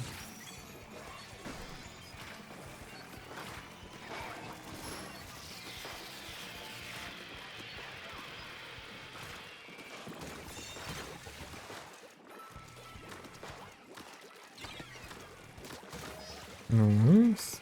Yeah, we cannot push up here. We can hold this ramp though. Alright. So overall, this is a really good push at the beginning. I'm gonna say a lot of this is not your fault. Your roller has no business being on tower. The only thing I would say is like if we're getting on tower like right this second, then it may dissuade. The roller might be less inclined to want to get on the tower if you immediately jump to it. But I think in their brain, they're just ready to like, oh, I'm almost have my special. I can just throw this on the tower. They have no awareness of like what's happening with the rest of the game. So I do not fault you for this push not being a KO. Your teammates got nice picks. You got a nice pick. Like your teammates are doing a really good job, but all 3 of them needed to push up for y'all to KO here. And if you staggered your bubbles, because you like your roller waste bubble on tower while the blaster established control of bubble already, and they could have just moved forward. So this isn't on you.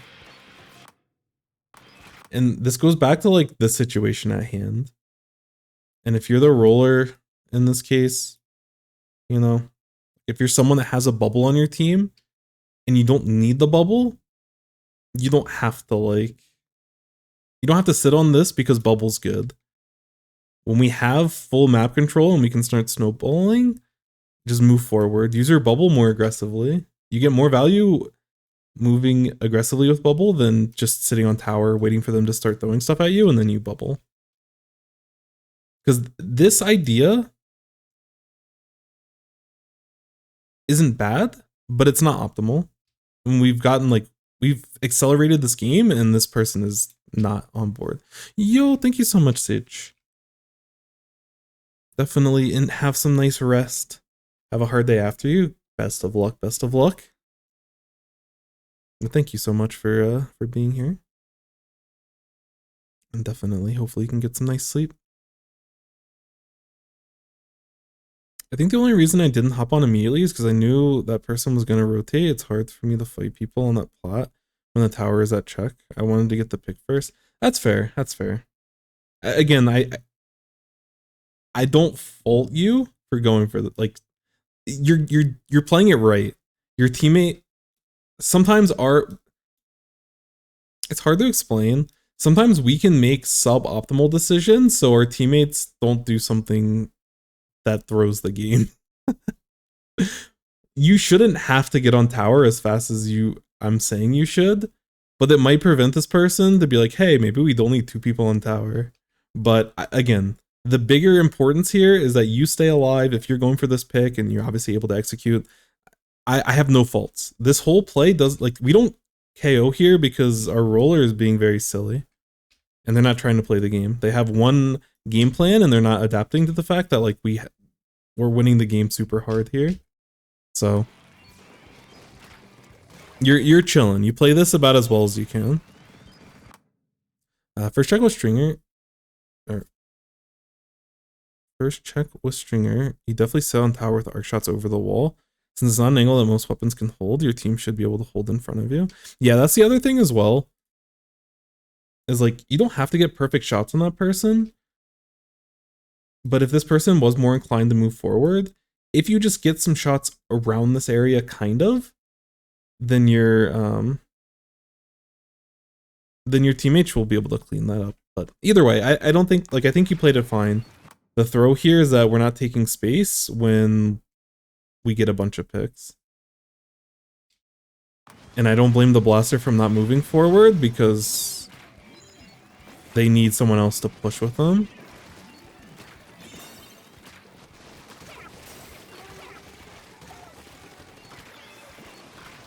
You do a good job of maneuvering, teammates are getting picks.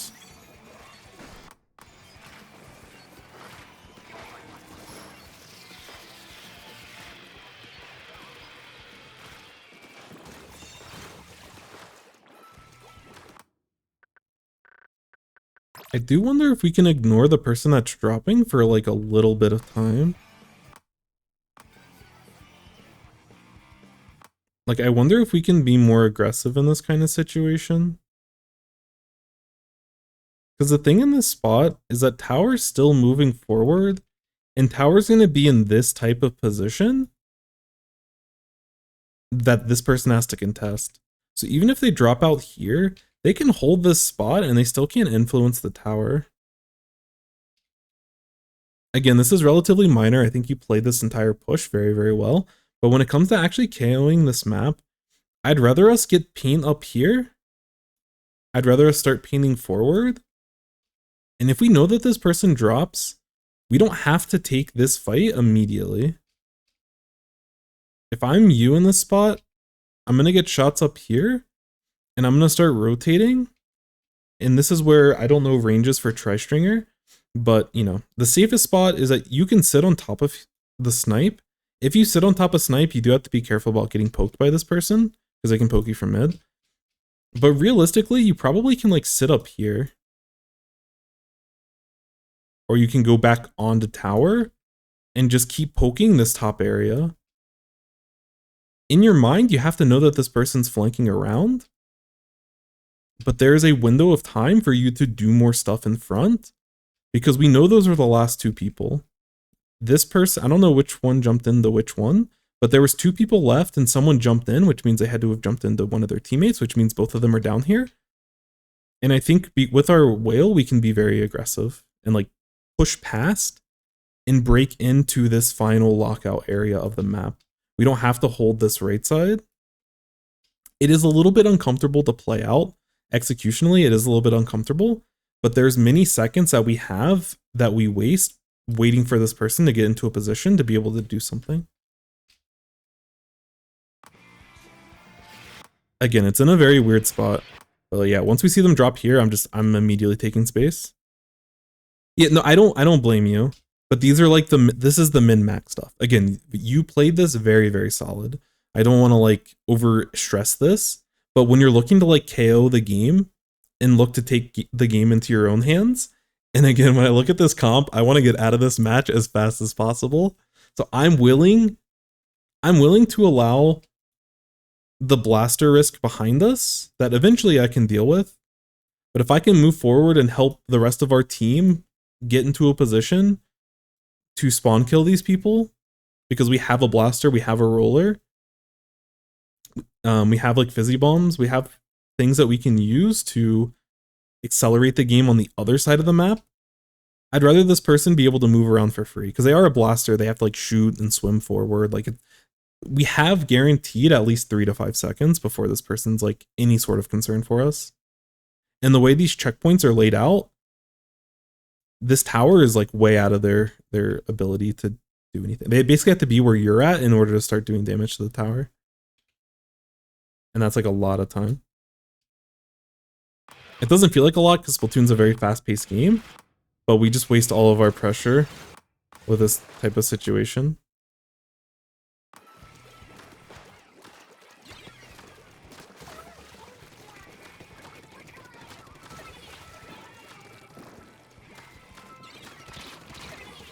But overall, not a bad push, but for a couple of reasons, like we could have played it a little bit better. Again, I think the roller was a big thorn in our side of going against what we need to do to win the game here, but it's still a good push, still something that we can win off of. You know, I'm not going to complain this early in the game to have this kind of push. Obviously, things don't quite turn out, but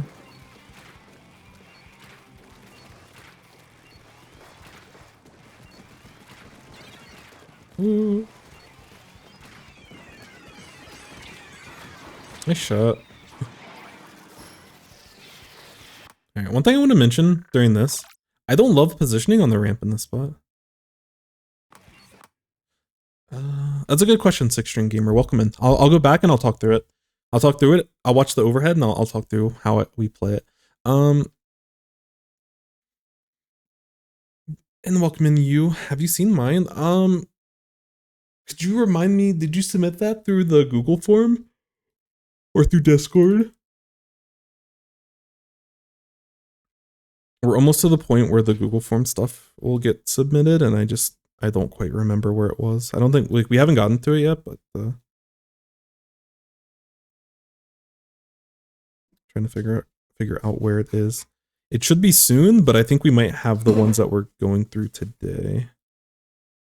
I think it'll almost certainly be tomorrow. And also welcome in, Darth Abby. Abby. I always set up, I'm so sorry. I know that maybe I can look at the conversation and correct myself.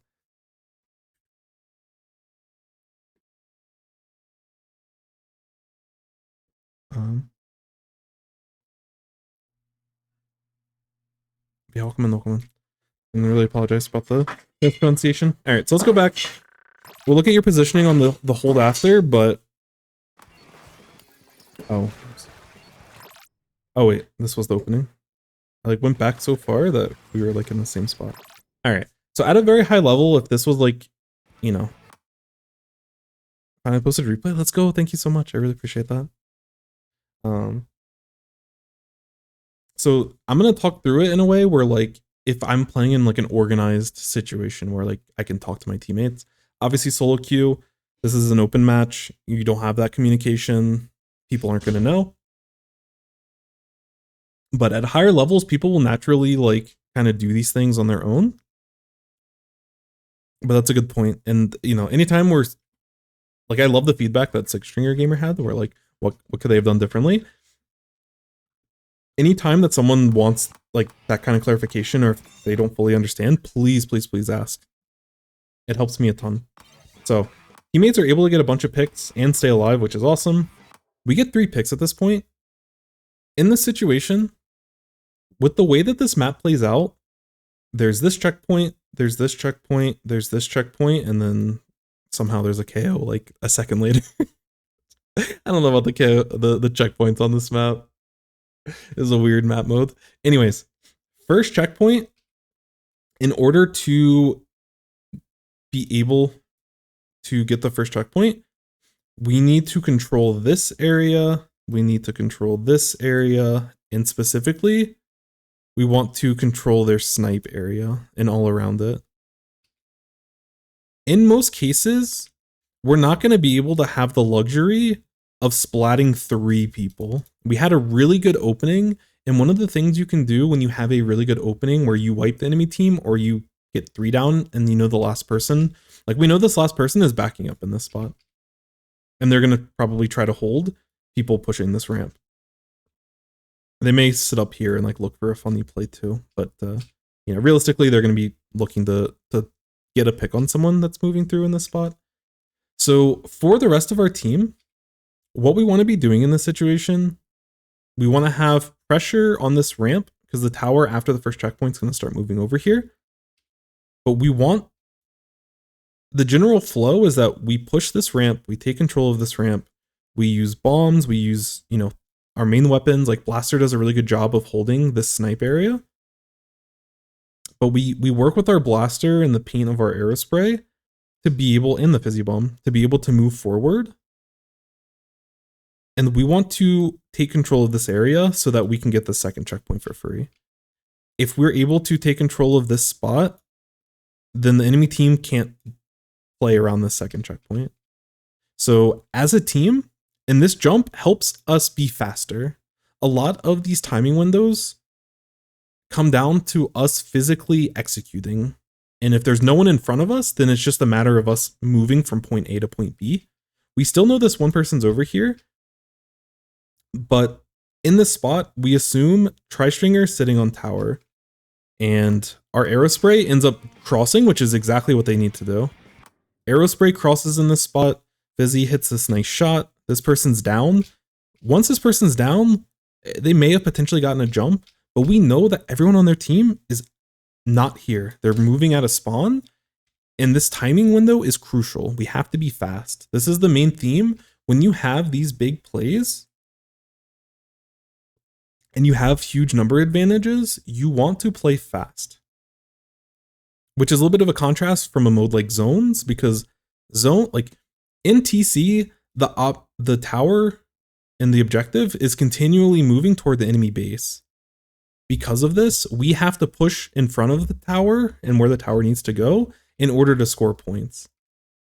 This is in contrast to Susie's game that we saw earlier in Splat Zones on Wahoo, because in Zones, the tower is sitting in mid, and we don't have to keep pushing forward. We just have to have a good control of mid, which generally that means we'll have good control in front of the tower so that we can, the enemy team can't contest it.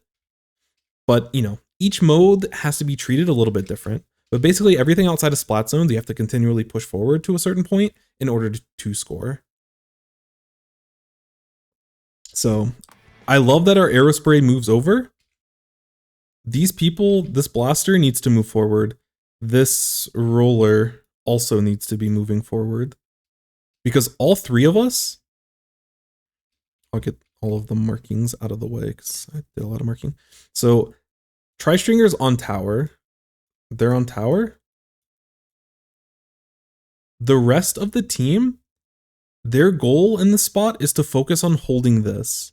We can't push past this because, like towers, it's still going to take some time to get through these checkpoints. These two checkpoints over here. It's going to take some time. So like we don't want to be fighting in their base because they're going to spawn faster than we can slay them.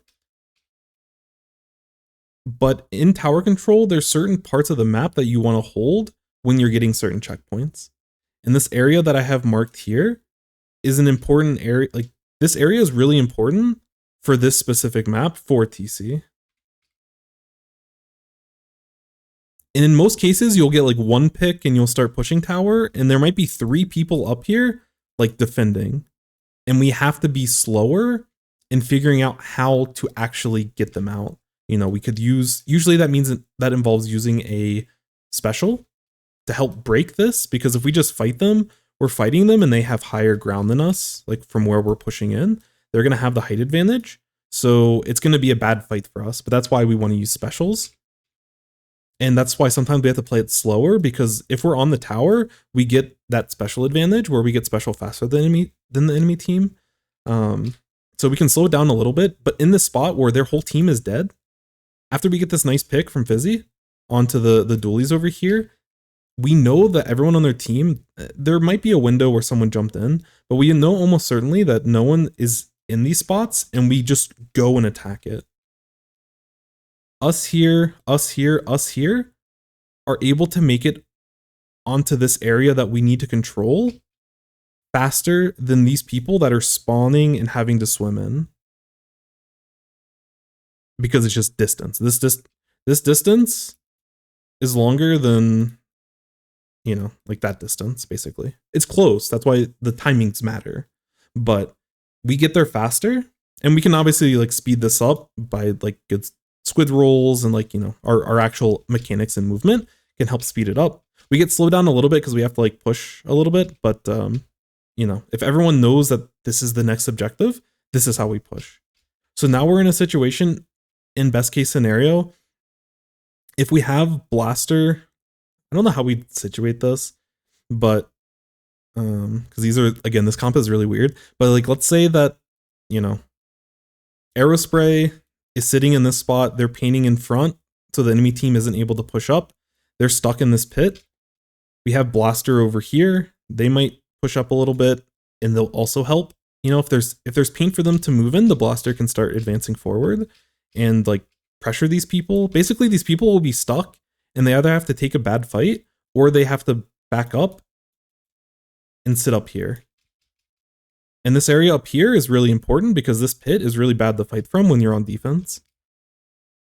And once we get to this third check, so after this second checkpoint, when we start moving to the third checkpoint and we're getting third checkpoint and we're KOing, this is where the enemy is going to be set up over here. This is where the enemy, potentially based off their comp, might be set up over here. And then obviously we have to watch this little ramp. But they can't really fight from here because they're like fighting they're on low ground in this area compared to where we're going to be positioned on high ground taking this fight. And this is why I mentioned, so if we let this keep playing out, we get these picks. Aerospray probably doesn't need to go down. Oops. Aerospray probably doesn't have to go down if these people were already pushing in faster. But because the blaster doesn't, like, they probably could have been more aggressive, honestly, but if they had a teammate with them, they probably feel more confident pushing forward. But they realistically, they probably could have pushed forward by themselves.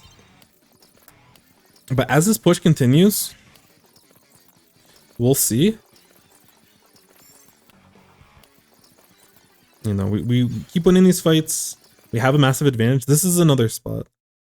We currently have a 3v1. Again, this is going to be Tower Rider, our Tri-Stringer. But we can, our Aerospray can use a Fizzy Bomb. Our Roller can use a Curling Bomb. It's just this blaster. We back them up and we get back to holding these positions. And now it's even less of a distance, so we can do that very quickly. And if we're able to do that, yeah, and that's why this person wave breaks. I cannot believe they didn't get that pick. It's unfortunate. Oh wait, is there a ramp here? I don't even know the geometry on this move. But yeah, we get the pick here. And at this point, this is where I think once we see that this blaster drops, this is where I think Fizzy Bomb actually makes a little bit of a mistake, trying to focus on behind them. Because while this person has to get into this position, because they have to, even though they're behind us, they have to get all the way right here before they can start defending this checkpoint. So while they're doing that, I'd rather us get pressure on these two marked areas that I mentioned here. We can take this space forward and we can start poking and getting shots up here. So we can start painting it so the enemy team has to actually fight for it. And in a world like, there's a non-zero chance we actually get a pick on this Zap because we know that they want to defend up here. And so I would be pre-firing over here, mainly for paint. I wouldn't be looking for a pick necessarily, but obviously if you get the pick, you get the pick. But we want to pressure them off this area. And if we know we're here, if we know that they're here with our paint because they start backing up because they're getting pressure, they might take chip damage. Then we can use an Ink Mist up here and getting this person out of position while their teammate is running around. This is something that we can influence, and we were unable to do it because we were focused on this person behind us. So I think we get paint over here, throw an Ink Mist up on this area, and then I would look to get onto high ground, onto their snipe area, and then I can turn around. There's a little bit of a timing window where we can do this stuff, and doing this extra stuff before we turn around and worry about the person behind us really matters. And it's complicated, it's difficult, there's a lot of pressure happening. That's why I said overall, this whole push was phenomenal. I love the way that Fizzy Bomb played all of this, but the difference between us KOing this game versus like having a nice push early on are these types of decisions. Both the decision that the Roller made, so the decision that the Roller makes when they didn't push early on and we kept having the fight for this area, which we should have been able to take on our own, as well as this little spot, which is very tough. Having to play around someone that's rushing behind you is like, it's a very uncomfortable feeling. And so I'm a little bit more okay with how Fizzy plays this. But you can see this entire play gets stuffed because there's this person sitting up here, and we could have influenced this, and we did not, because we instead were watching this person move toward us and trying to aim and get that shot in. But we could have influenced this and still had the timing to turn back around and deal with this person. At least slow them down. Maybe we don't get the pick because, Tri-Stringer is a hard weapon. It's a very hard weapon.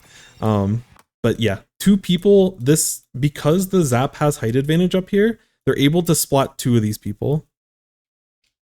And even just getting an Ink Mist up here and pushing, like forcing this person to drop or force this person to back up, it gives us more points and we get the checkpoint and probably are close to a KO.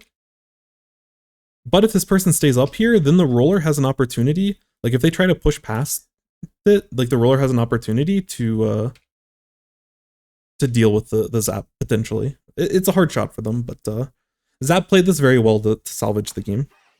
There's just a lot of like quick moments that are happening.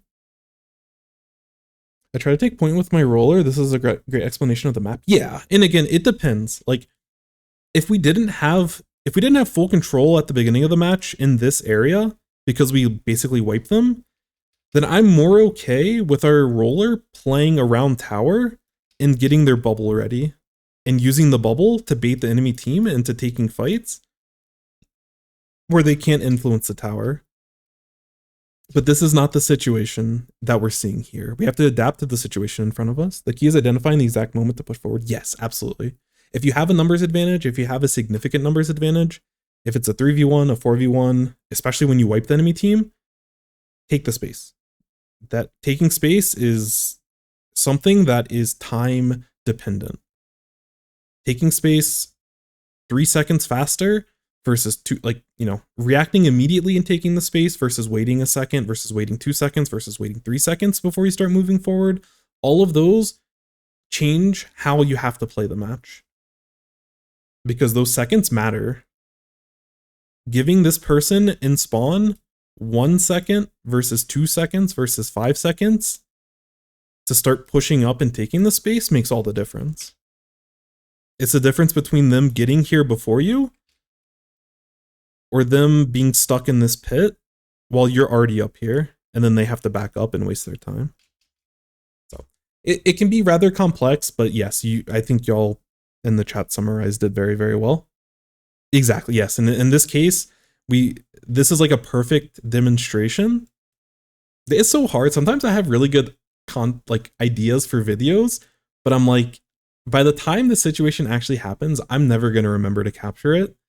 But like there's been a couple of concepts I've been trying to talk about that like y'all's replays like really do a good job of demonstrating. So I may potentially use this this clip for a video in the future. We'll see if I can remember, because like this is like a perfect example of what those small differences matter. This is a juicy review. There's a lot of really interesting decision points. And that's why like focusing on just winning and focusing on just losing matters.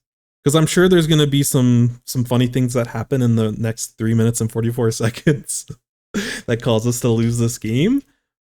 And it's good to focus and reflect on those mistakes, but it's also good to focus and reflect on like why we didn't KO at the beginning. It goes downhill. I believe in you.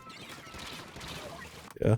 In this type of spot, I would also just like, this is super minor, but a lot of times is when you're a backline in this situation, they're really low, so I don't blame you for wanting to chip them. Like, from your perspective, it's like I just move in and I hit them once or twice, and then they go down. But realistically, if you wanted to play disciplined, like you have 2 teammates jumping in, they can help you out. I don't care that this person's weak. If you just paint in front of them and this person is stuck in this corner, your teammates can help you. Just this is where you can ping a this way. And if you're shooting in this area, one of your teammates will probably like notice, kind of thing. They may also see it when they're jumping in. But take this fight slower. We don't need to like, it's very tempting to try to chip them out, but people heal up really fast in this game. And if we don't know their exact position, like they could be sitting like in this corner and it's going to be hard for us to hit this. So this is a spot where I'd rather us focus on staying alive versus going for the pick. Because if we stay alive, like all of mid is our paint. We can hold this right side and keep the push going if we just paint this area and let our teammates help us with this pick. Or let this person jump out. Any advice for Mincemeat and Undertow? Yes, but I can't go over it now. My goal is to talk about each map like this, but my organization on how I would make a video is I'm struggling with because there's so many concepts that I want to go over, but I need to just start doing something. But yes, my end goal is to have every map have a very general like how do we win this map video and just go over like the important pieces that you need to capture on it.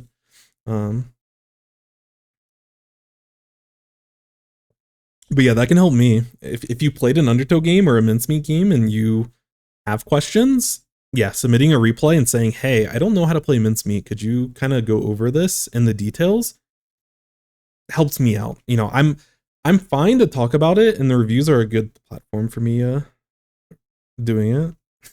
Don't play Mincemeat. Because y'all can stall this for way longer if you don't immediately die here. Especially with your teammate popping off. Also, you probably could have jumped to your teammate. This is a spot, because I really want us to KO this match, I'm jumping to my teammate when it's a 1v1. Even if I go down, like, there's still a long time before tower gets back into this spot. So even without, I don't know if you have stealth jump, probably not. Yeah, even without stealth jump, I'd probably still jump to my teammate here. Just because, like, it's a risky play, but if it works out, then we can KO in this spot, you know? So that's the first thing I would say after that whole play. I would jump to teammate. The second thing that I would mention is towers over, like, pushing out this way, and you end up playing this ramp, and you can't influence the right side of the map. Like, at the very beginning of the match, you sat up here and you were able to get shots behind this area, and I love this. This is what we want to do when tower's coming back to mid, because we don't have to fight for this side, and we don't want to give up this space. We don't, like, again, when we talk about timing windows, our team's already in mid before the enemy team, so we can fight for mid, and we can, like, us as the tri-stringer, instead of positioning here, and especially not positioning over here, this is where we can cheat our positioning, and we can play over here, and put a lot of pressure in this area, and hit behind this area that the enemy team needs to use in order to push forward. But we can be high pressure in this spot because we get to mid before the enemy team. And if we just sit back here and wait for them to start moving the tower, we've just given up mid for free. Wasn't sure about that jump. I don't blame you. I don't blame you for that jump, but yeah. If you immediately die in that jump in that spot, it's not the end of the world. You're totally fine. It's gonna help so much. Thank you. I'm glad to hear that. And also thank you, Shigu. Hopefully I pronounced that correctly. I probably didn't, but thank you so much for the follow. I appreciate you. Yeah, and again, this paint is good, but we don't need, like, we're giving up mid for free in this spot. Like, look at all the, sorry, we can just watch this from the high ground, but just see how much paint and see how much space the enemy team can maneuver throughout all of this. Like, 2 of your teammates are ready to fight. They have paint to maneuver in. Obviously, it's not the best fight because you're still waiting for one of your teammates to move in. But, like, you know, this person has to back out. This person's kind of stuck over here, and they can't really pressure without your threats, which they find a good pick. But, like, all of these fights that are happening, any paint that you can get from over here and any chip that you can get, both helps the blaster and it gives an opportunity. If you paint in this area, if you get paint in this area with your tri-stringer shots from over here, that's the difference between this roller having an opportunity to follow up on this or not. Because if they have no paint to work with, they can't really push this. They're going to be very, like, you know, their position is going to be very much known if they're, like, trying to throw a curling bomb to push through. So that's the difference between you focusing this, like, this, getting paint on this ramp is good, but we don't need to get it now because we should be fighting for mid instead. And, like, the positioning that you took, this timing window of sitting up here and then moving over here while all this is still happening, this is like the equivalent of you jumping in or not. Because if you jump in to your teammate and you immediately die, then you probably do what you're doing now and it's totally fine. But if you choose not to jump in, then we should be a little bit more aggressive. Not like, you know, we can play aggressive, especially as tri-stringer, and not put ourselves in any danger, but we should be more aggressive trying to take that space, take that fight. But we're close to special. Hopefully we'll be able to use it after all of this. Yeah, I'd be a little bit careful about peeking in that spot. We are very lucky to make it out alive. Nice shot though.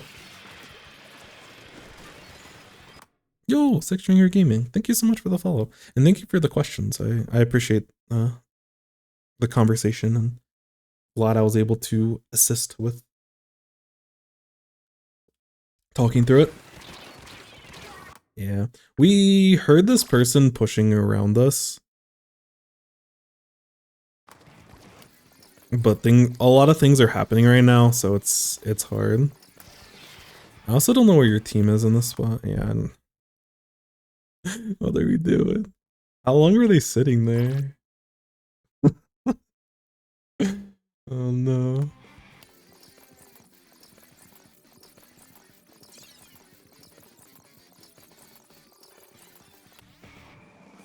Yeah. Oh no. Yeah, they should be helping. They're doing what, like, them sitting here while y'all are fighting for this is what you were doing before, playing over here while your team is fighting for this. You know? It's like this position from them isn't bad, but it's only good like after the second checkpoint kind of thing. I did this to myself. I mean, not to psychoanalyze our teammates, but this is the second time that the Blaster's gone for a play and they didn't get full support from their team. Obviously, this play is never good at this time, but I wouldn't be surprised if there's a little bit of lack of trust on their teammates from both of those plays that may have ramifications on their decisions for the rest of the match. This is a ridiculous example. They should never do this, but I should have been there. But like this can happen. Yeah, I don't know what they're doing. Yeah, it's like they're just like very slow. I don't know what they're doing. They had a play in mind, but there's so many better ways to approach the situation, and you get splatted because of it. All right, now we're back up to speed. Let's see where this game goes south. Blaster should be able to hold. Yeah, our teammates are killing it. I will say, like, mechanically, everyone seems to be doing solid. All right, you got to be aggressive. We need to take space immediately. All right, I like you moving them now. Good chip.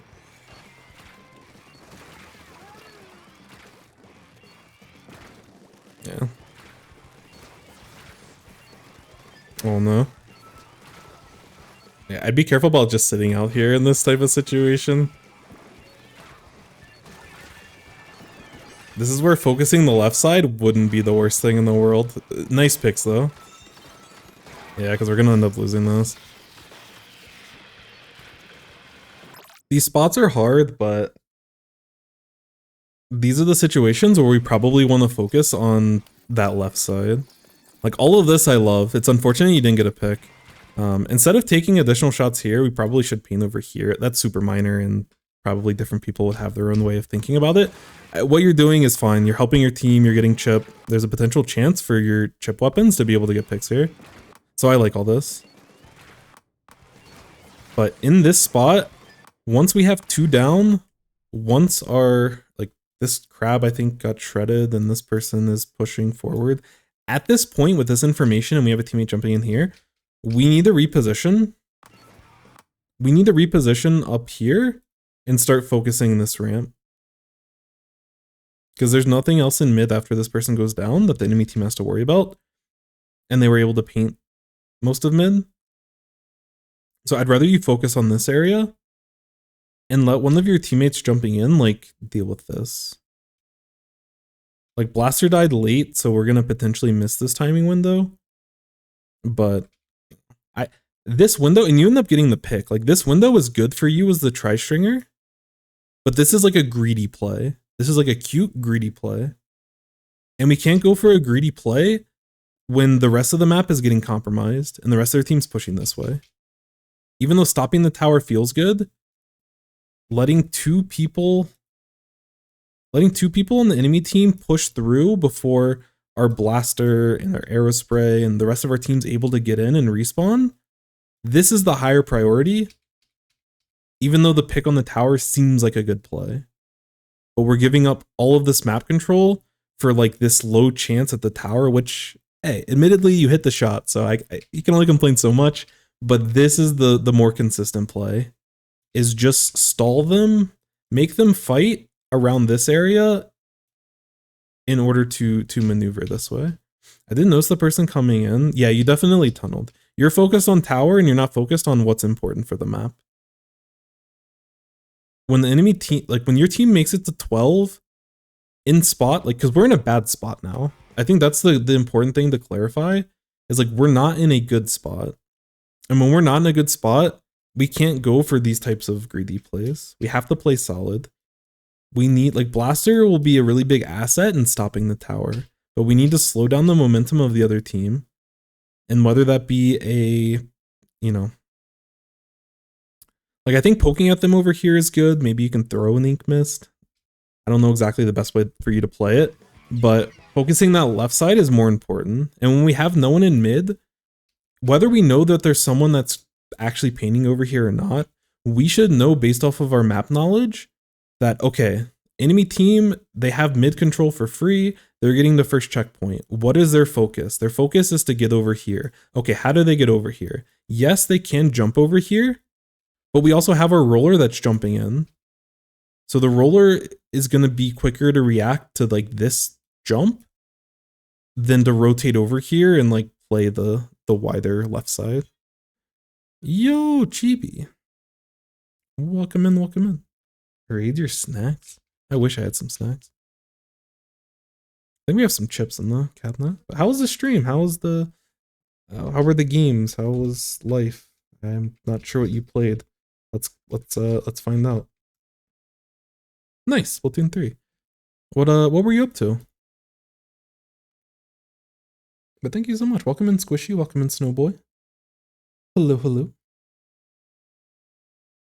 Thank you so much for the follow. I appreciate that. All hail Dorito Chip. Let's go. Is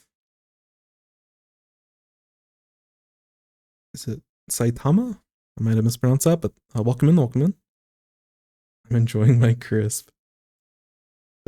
Real? Yeah, we're just doing some Splatoon reviews.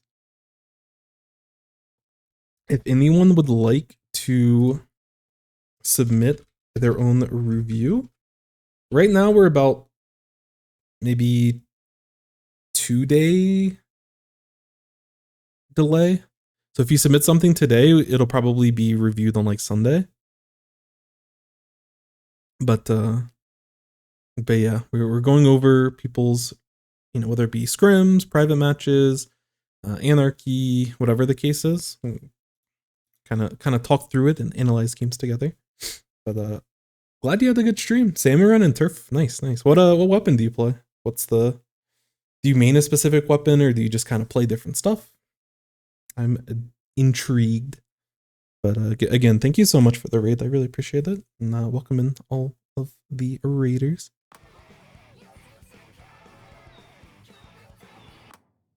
But yeah, this is the situation that we have to be scared about. Is that we know that they want to push this way. And so this is like the consistent way that they're gonna push it. And they're gonna, like, they did a really good job of pushing with tri-strikes. So that you're not able to comfortably sit in this type of position. But we just get a little bit too focused on this over here and not focused about this over here. But again, it was a good setup on their part. This is a good hold. Your teammates are feeding a little bit. We probably cannot comfortably hold this spot, but we're doing our darndest. Ouch. Ah, that's tough. Yeah. Forgot to greet? No, you're chilling. Welcome in. Mainly shot, jet squelch, and paintbrush. Nice. How's the paintbrush been? I play a lot of shot myself, but I have not touched the paintbrush. Jet squelcher is fun, but I'm not a backline player. But paintbrush seems interesting. But yeah, one of the things that's kind of tough from your perspective is throughout all of this, the rest of your team is trying to like why is your arrow spray up here? Like they're trying to take the same routes that you are, so you're getting caught in their crossfire. Which, to be fair, this blaster is gonna hit up here regardless. But this person can potentially drop out right. They can keep paint in front. They can throw fizzy bombs in this area. Your teammates aren't. There's spots in this game your teammates did really well, but this is one of the spots that yeah, two of y'all should not be going down here. This roller needed paint, and a fizzy bomb or just the main weapon of the Aerospray would help the roller be a little bit more comfortable. And the paintbrush is pain, but fun at times. Let's go, let's go. I get a lot of matches where people go where I'm at as a stringer. Yeah, it's tough. Because it's not bad. Like, as a splash player, sometimes you can drop from the top of snipe to stop the tower or to go for a pick. So it's not like, it's not bad for them to be in this spot. It's bad in this spot situationally, but you know, this is where like autopiloting and not adapting to the specific situation is important. Because like they autopilot, oh, we need to stop tower, I can just take high ground and just drop on them. But they're not focused on the fact that like, you know, we don't have this area painted, we don't have this area painted, the enemy team's already cheating to the left side, so there's a potential flank opportunity over here. I don't know how close they are to Reef Slider, but you know, they're panicking and trying to stop the tower immediately versus painting for special and playing for the next checkpoint. Because if they painted in mid and or just threw fizzy bombs over in this area, like if they just get Reef Slider ready for that next checkpoint, they're chilling. But they just kind of, they forced it a little bit, which, you know, it happens when you autopilot, it happens when the game starts going poorly. Now y'all are in a spot where you just use a bunch of your specials, or people got splatted so they don't have specials. And yeah, we cannot go for this. We're too greedy. Okay, we almost stayed alive. You never do this. You have to give it up. Like the fact that your whole team went down, like your whale was good and your stall was good, but your whole team went down. Y'all basically need to paint for specials immediately. And from your perspective, because you can only control what you can do, you know? Like at the end of the day, yes, we can be frustrated that the roller didn't move forward. Yes, we can be frustrated that our Aerospray is like getting us splatted in certain spots, but think of the good times. Think about all the times that they, you know, wiped the enemy team at the beginning of the match. You know, we're pushing and trying to KO. Think about the good times when you think about your teammates, but be very critical about your own decisions. And you are in control in this situation not to get splatted. They, lucky for us, they pop both of, like they waste 2 crabs for the price of 1. All we have to do is sit back here and not give them value. But the fact that we're trying, like we still have hope that we can stop the tower right now. Like, let's try to stop tower during this window here, not on the checkpoint. It's good generally to fight on the checkpoint because it's not moving. Yeah, I could. Very well said. I appreciate the self-reflection and the self-awareness here, because I see this 20 times over that we're just this is a frustration. But realistically, so really quick, what do we do in this situation? Because if I would have been happier, so if you just sat here and waited for the crabs to be done, I would have been happier than than you going for like the most hero play of all time. But I still would have criticized. I would have liked it better. This is throw. This is throw. This is okay. Just sitting back here and waiting for these crabs to go out, and then we push up here once the crabs are done. But what do we do better in this spot? How do we play this more optimally? Because not dying is kind of guaranteed, but while we're not dying, do we just sit and wait, or like do we do something a little bit better? If you want to take a second, I need to get more water. I'd be interested looking at this type of situation. If you're okay with me putting you on the spot. If you don't know the answer, it's fine. I would be interested in hearing your guess. But how do you think that like you should position? What should you be doing while they get both of these crabs off? Just a quick, quiz. And I don't know, this is an answer that different people will give you different answers, but I know something that's at least better than this. And just to give you an idea, so I'll talk about what I would do, but I'm interested in hearing yours or anyone else that's watching. I'm interested in what y'all's perspective is. As the tri-stringer here, instead of dying, what are we What are we looking to do? What is our overall goal that we want to do as a team? I see something. It may not be the best, but I see something, and we'll talk about it in a second.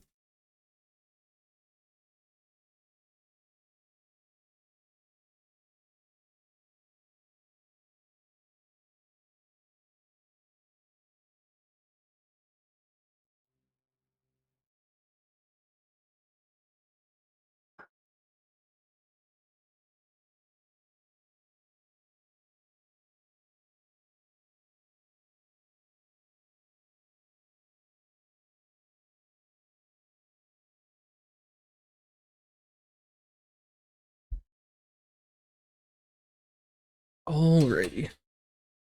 Move right, paint for whale. So what do you mean by paint for whale? Snookums needs to go down. I love that answer. Snookums need Pookie, you gotta go. Anyways, yes, I agree.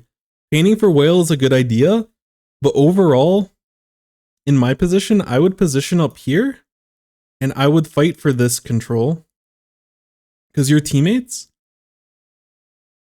Blaster, like we saw before, Blaster can sit up here and get value. Roller technically can drop, like anything can drop over here and get value and like drop on the enemy team when the tower gets underneath. But we don't want to wait for that.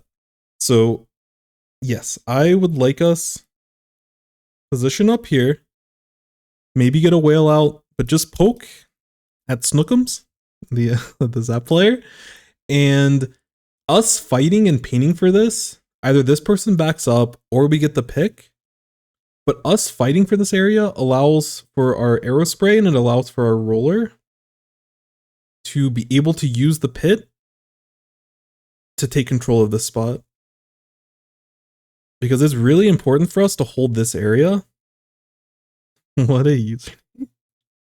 So if we hold this area, then we have a nice off angle to fight for tower as it gets to this final checkpoint.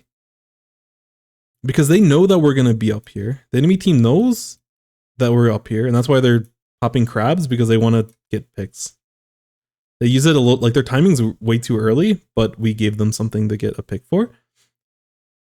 But if we fight and we control this area, then we can push them from this side and we can push them from this side. And with something like a blaster, with something like a roller, you know, fizzy bombs from the arrow spray, like we have enough stuff, all the chip from our weapon, we just have enough stuff to be able to stop the push, especially since they just use like their two most important specials. They actually bailed y'all out by popping the second crab at this current timing window, but we didn't take it. We fed into it. Oh, they use all their specials. I'm confused. What are you confused about? What's up?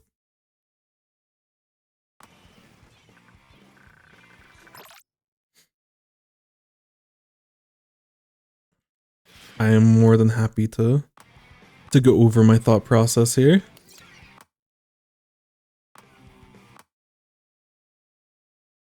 Using all their specials to punish us. Yeah, basically. And that's the thing at a lot of these ranks is that people... Because I don't hate your positioning. Because like there's a world, if they try to hold on to their crabs, like if they don't use crab and they don't use their specials, I'm okay with you going for this type of position. But when we were like back here, we saw visually that two of them popped their crab. So when we see that, then we can adapt and we can change. Oh, they made a mistake. Let's let them wait out their crab and then we're chilling. But if they didn't use their crab, I'm totally fine with you being over here and poking at this area. But you have to anticipate that they're going to end up using their crab and you have to be ready to back up. But like during this checkpoint, if they don't use crab because they don't need it, if you can bait them to use crab and you immediately back up once you start seeing them pop it and you're focusing up here and you're really like, that's what your concentration is on, and not stopping the tower, but to force them to use crab. This idea is really good. But yes, as you mentioned, this was a frustration and an autopilot play. Yeah, welcome in Bounce. Thank you for that, Jade. All this info about what they do.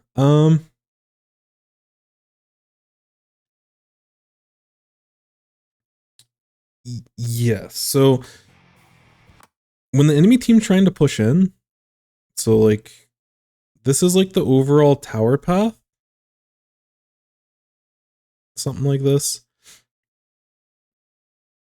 Let me use some different colors. Sometimes new colors can help. So I'm going to segment this as like a yellow section.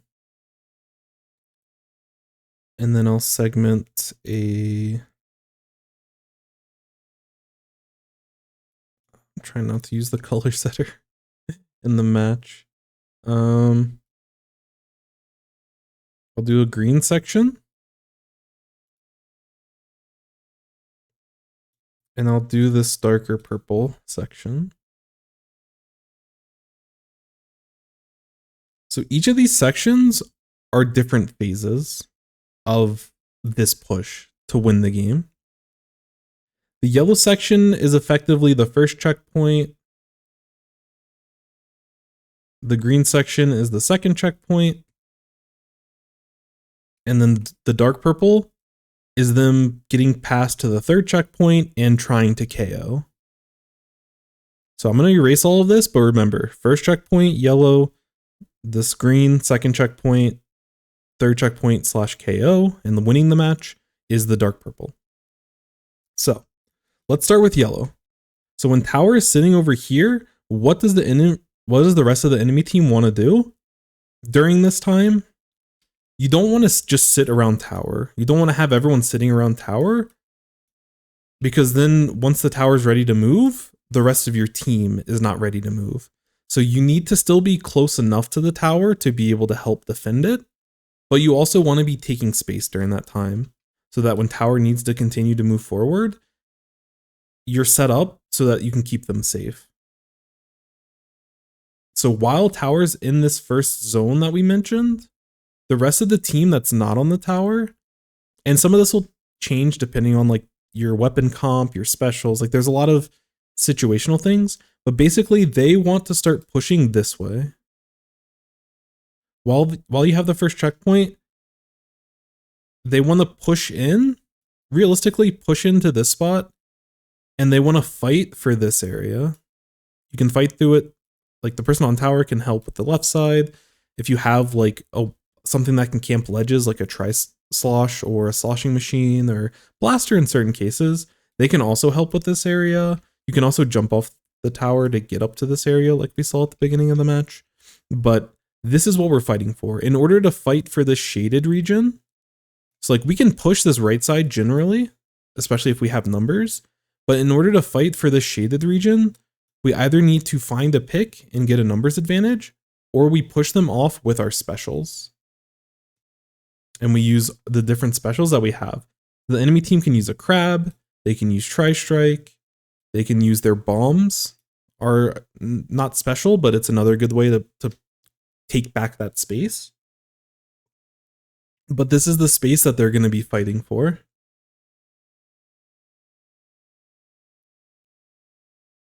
And because we know they're going to push this way, that's why it was a mistake for Fizzy focusing over here instead of focusing on where the enemy team needs to go to keep the push going. So after they get past that, when they get onto this checkpoint, they still might be fighting for this space. You can still get the checkpoint and not get this, but now we're getting to the point once tower's on this second checkpoint. Like at this point, we need to get a special in order to make the rest of this push happen and to break into this area, or use our bombs, or find that pick, which the easiest way to do that is through our subs and through our specials, and depending on the certain mains that can do well with ledges, because the geometry of this map, there's a lot of like high ground that we have to fight against, and specials are generally the easiest way to push through. So yeah, we might be fighting for this area, but if we can control this zone, then we want to stabilize on top of here. This is where Snookums was sitting up here. Like we want to hold these areas ideally. So instead of fighting for the areas, if we already have taken that space during the first checkpoint, then we want to move into these types of positions and start holding and getting prepared for that third, the third checkpoint in that purple zone that I talked about. So we're gonna hold this position. Either we have to fight for it, which is like not great, and we might have to get off tower to slow down our push if we haven't already taken this boxed in area on the left. But if we already have control of this area on the left side, then we will sit over here as a team and we start focusing on the areas of the map that the enemy team is likely going to be sitting in, or they might potentially push us and get us off the tower. And this is where we transition into the third purple part of the push, which at this point, if we're pushing tower to that point, we definitely should already have control over here. We should have control over here, and we should be able to push like this area. Like it's not good to be, I'm gonna make this dotted line, because this is area that we should be able to relatively easily like navigate through, and we should have good amount of either fighting for paint in these areas or be able to swim around. This dotted area we don't want to be in because it is low ground, but it helps us navigate the spots where we do want to be, in the areas of spots where we do want to pressure. You know, and if we're able to get in this dotted region, we can potentially get picks on people underneath the grate. We can potentially push all the way past if there's an opportunity. We can get Blaster in position to shoot over these ledges and get picks on anyone that's trying to play on the right side, which we're going to end up having to play on the right side, or we should have played on the right side. And this is how we end up holding, is that we hold the high ground here, and any kind of backline weapon, so like these blasters, or like the rapid blaster on the enemy team, they can probably hold behind this dotted region and still get value and still get picks on people because they have extra range. But in order for the rest of our team, these short range shooters, in order for them to be able to get value, they need to get into this dotted line region to be able to like push past and push the enemy team back. Or you can use specials. Specials are also another good way of taking, and that's why Crab is really good on this map. Because in order to defend, so Crab is really good on this map, and the reason why it was a mistake for them to use Crab as early as they did is because in order to KO, in order for the enemy team, this blue team, to take lead and get a push this big, at some point, they're going to need to hold down these areas. And they can do it kind of with bombs, they can kind of do it with the blaster, but crabs are a very surefire way of holding down these areas because we have high ground up here, over here, to directly attack these areas from a safe distance, be able to do a lot of damage, and be able to stop them. So this is why them using 2 crabs when tower was still back in this green area was bad, because they didn't have to really fight for this space. They could just move up and take it. But instead they used crabs to try to like fight for it, which, you know, they ended up getting a pick on us up here. But if we played a little bit more patient from the yellow team, then we could have pushed in after those crabs were done. So there's a lot of concepts that are happening here. So hopefully that provided a little bit of a better insight and description. If you're still confused, I totally understand. There is a lot going on here. But sometimes breaking it down into those different phases, the yellow, the green, the purple phases, can help better understand kind of those timings of like what we do during that yellow timing versus how do we play the match during that green timing versus how do we play the match during that purple timing, because our priorities change, our positioning changes, and you know, the things that we have to value, all of those things change. But there is a consistent theme throughout all of this. This snipe area is like really important, and this area here on the left is really important. So that's why taking those spots early is really important. Holding up here, holding here is really good, because if you can get this during the first part of the push, you can hold this all the way until KO. So there are certain areas, and that's why at the very beginning of the match, when we wiped the enemy team, that's why taking those 2 spots was so critical. Because you literally can, like, once you have control of these areas, obviously you might have to fight for them. The enemy team might use specials to fight back for them. But if you can hold these areas, you basically can sit here for like the rest of the match. You obviously have to do more than like just sit there, but you basically, like, these positionings are valid for the entire map. So if you can take them early, you're chilling. You're in a really, really good spot. And like Suns was saying toward the top of the review, that's why it's really that's why this map can snowball as fast as it does. Is because if you lose out on these important areas at the beginning of the match, they just kind of sit there. And if they can properly fight for them, you're gonna lose the game. That's just how it goes. So either way, we'll speed run through this push. Tough. Snookums is able to chill, and now the rest of their team.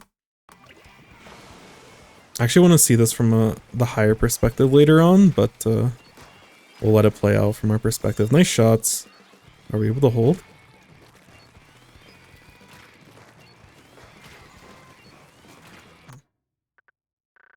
Very minor.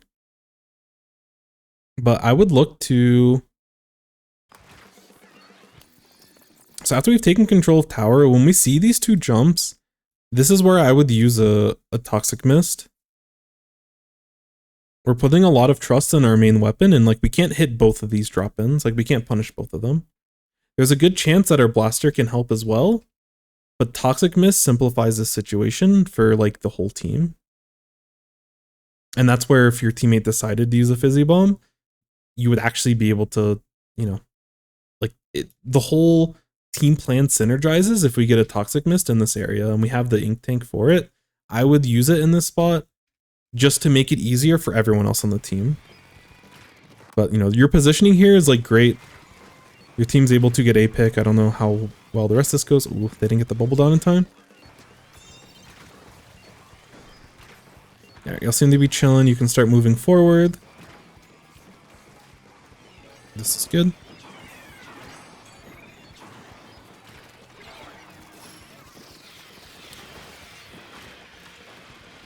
Okay. Wait, we're chilling. Okay, okay. Take space, take space, take space, take space, take space. Take space. You should already be in mid. You should be punishing this jump in right now. These are all missed timing windows. Our teammates are fighting without our help.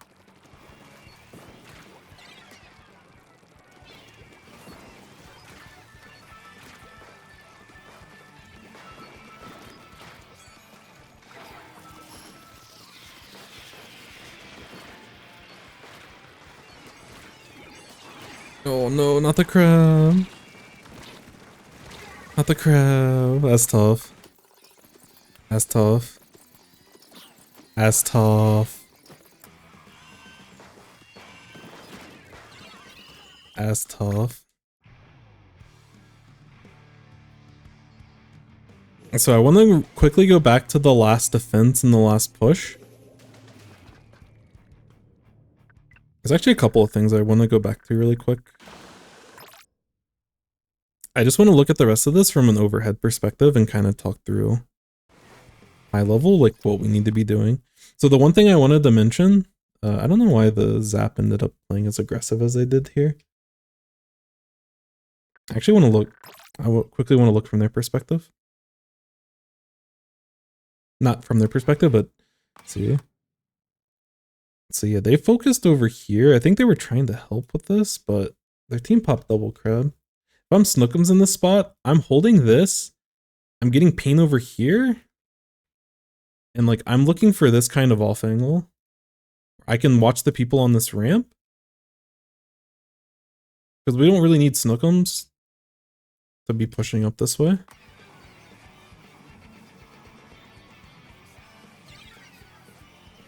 But they end up committing. They play a little bit slow. Oh, they get blasted. But yeah, like if they're fighting the blaster, if Dualies is over here and they're instead over here, then we can fight the blaster from 2 different angles and we get that pick for basically free. Snookums. Real. Yeah, in this spot, again, good hold. I would have used the mist here, but y'all are able to make it work. You're starting to move in the mid now, which is good. You have all of the tools. I love that you get the mist down and the whale and everything. I love this control. The second you get this pick, boom. At worst, if you're really scared about potentially dying in the spot, which is valid, we sit over here and we start painting this area and we paint underneath us. But we can be more aggressive because the enemy team, I guess one of them jumps into tower. But like, yeah, at this point, like we have full mid control. We need to paint up as much as possible. And right now you're comfortable giving them all of mid, and we shouldn't be. We should be fighting for mid. This is how people throw leads. This is how I often throw leads. I've tried to get better at it recently, but like looking back and reflecting back on like early Splatoon 3, a lot of times in TC I would throw leads because I would play like this. They have to move over here to get leads, so as long as we hold this, we're chilling. But that's not the right way to look at it. We want to fight for as much turf as we can, and just because we have a lead doesn't mean that we should give all of this up for free, because there's a lot of ramifications for doing that.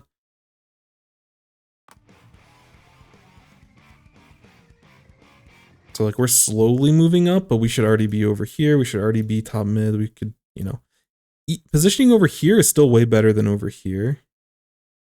But we need to get that positioning down like very quickly. Because again, if we were over here fighting, when this person does this silly play, we drop and this person is donezo. And that probably wins us the game.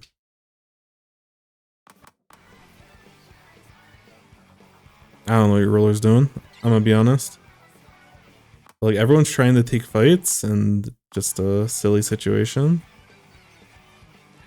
And like, yes, you do have your whale for this play, but your teammates just, you know, like they were looking for opportunities. They actually, even though they fed, they went about it closer to how I would prefer stuff being played.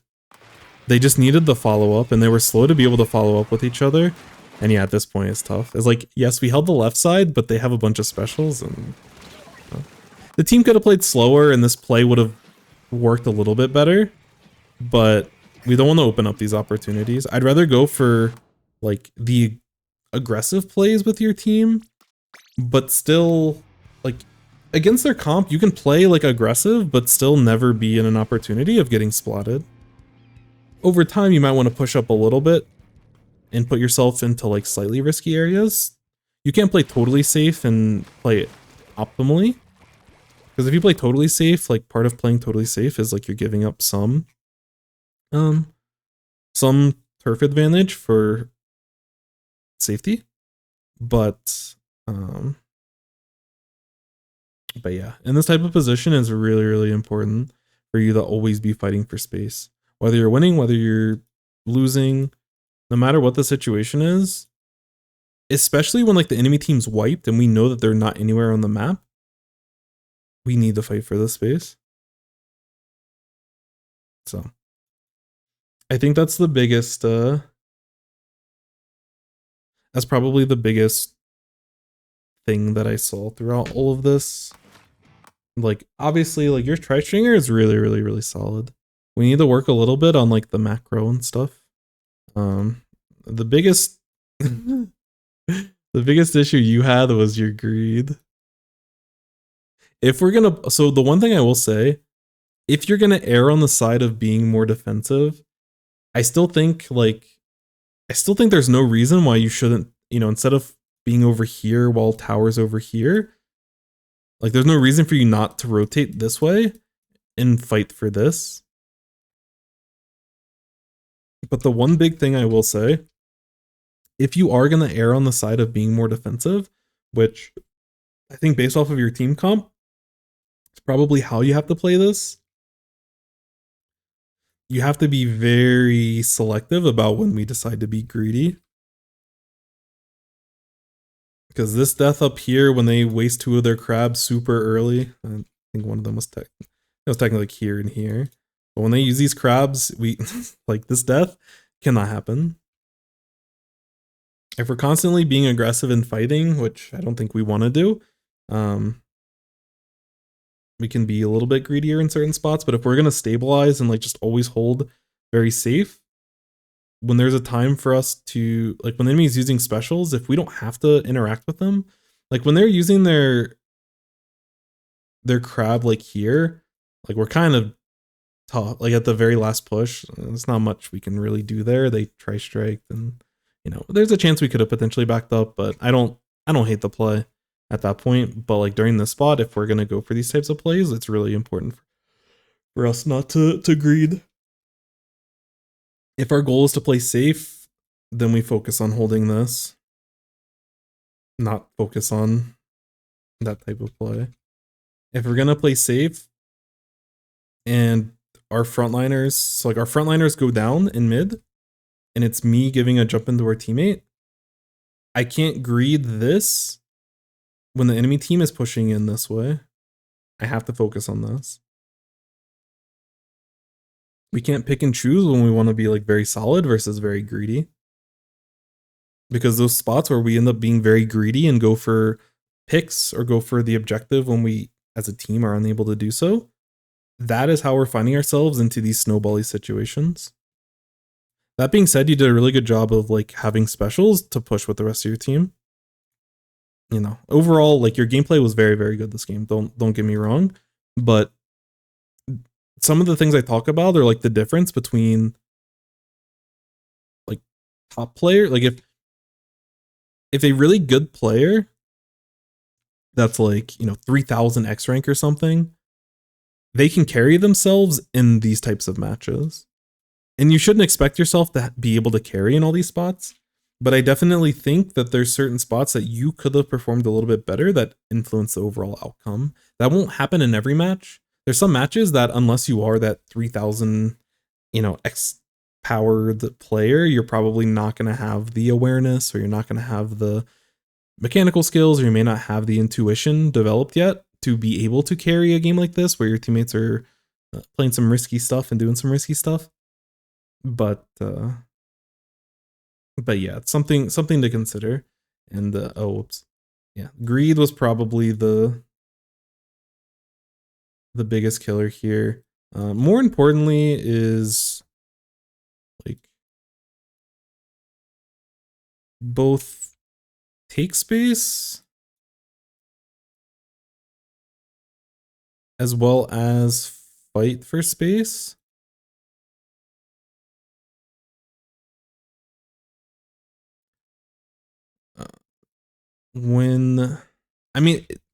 Generally you should just always do this, but I think for you specifically, I think it's a mentality thing when your team is trying to retake, or like when you've gotten the picks where you've already retook. Like when y'all wipe them off the tower at the end here, but you're still playing back here. Or, you wipe them and then you push this way instead of pushing over here.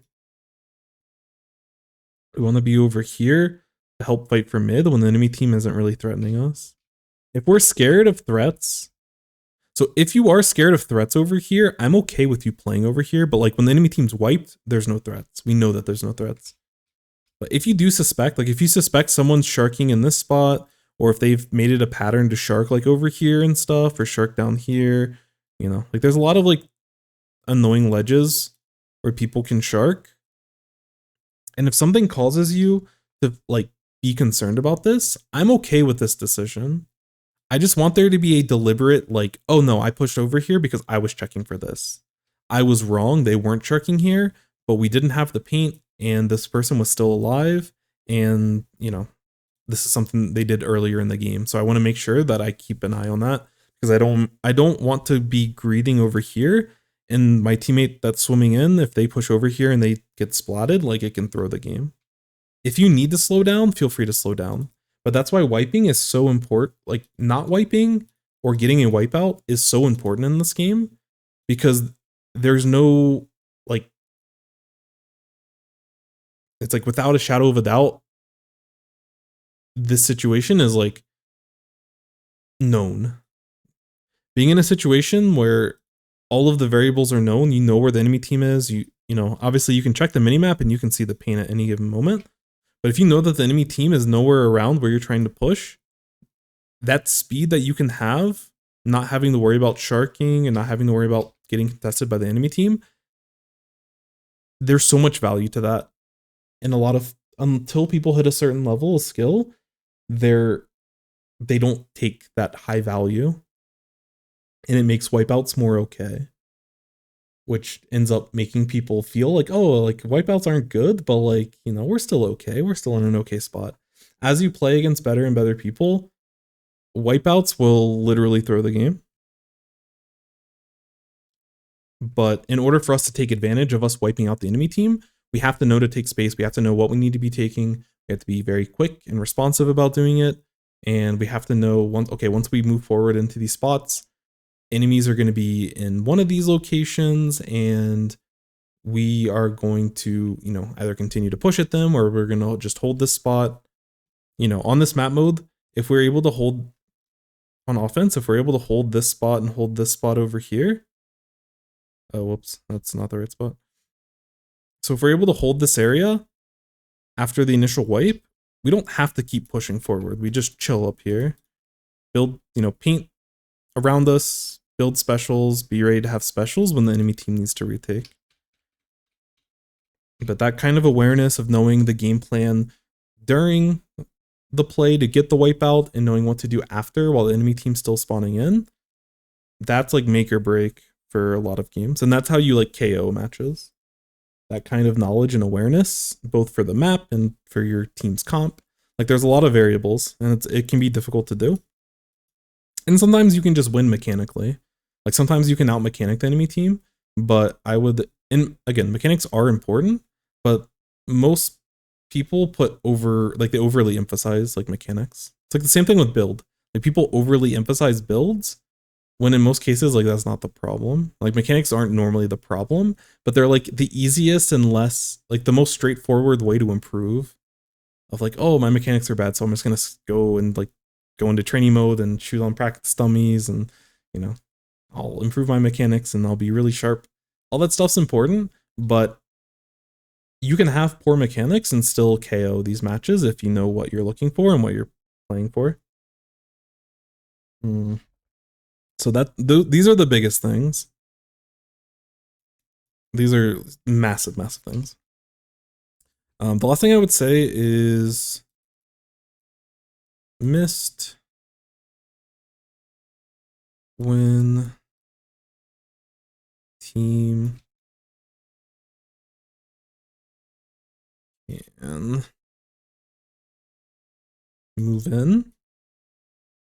So a lot of times your toxic miss this game were really good. And I think the other time that we've seen like toxic miss from you, like you know how to use toxic miss, you know how to use whale, but there are a couple of opportunities that you're missing when your team's ready to push in. So one of those examples is when they had these two jump ins and like you're just sitting here and waiting for this person to move in. You're like pre-firing with a little bit of chip, which is like, you know, totally fine.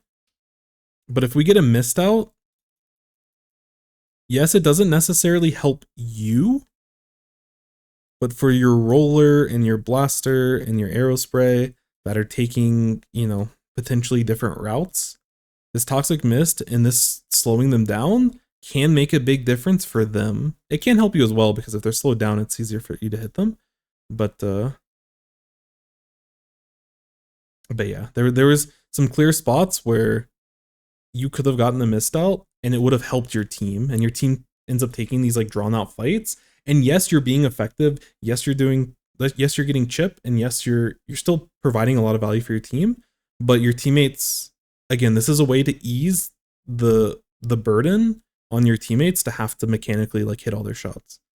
If they can fight someone at reduced speed and reduced ink potentially, it's like, you know, like you're just giving your team more advantage. And if you have like, managing your ink economy is always tough, but I know that you're capable of it.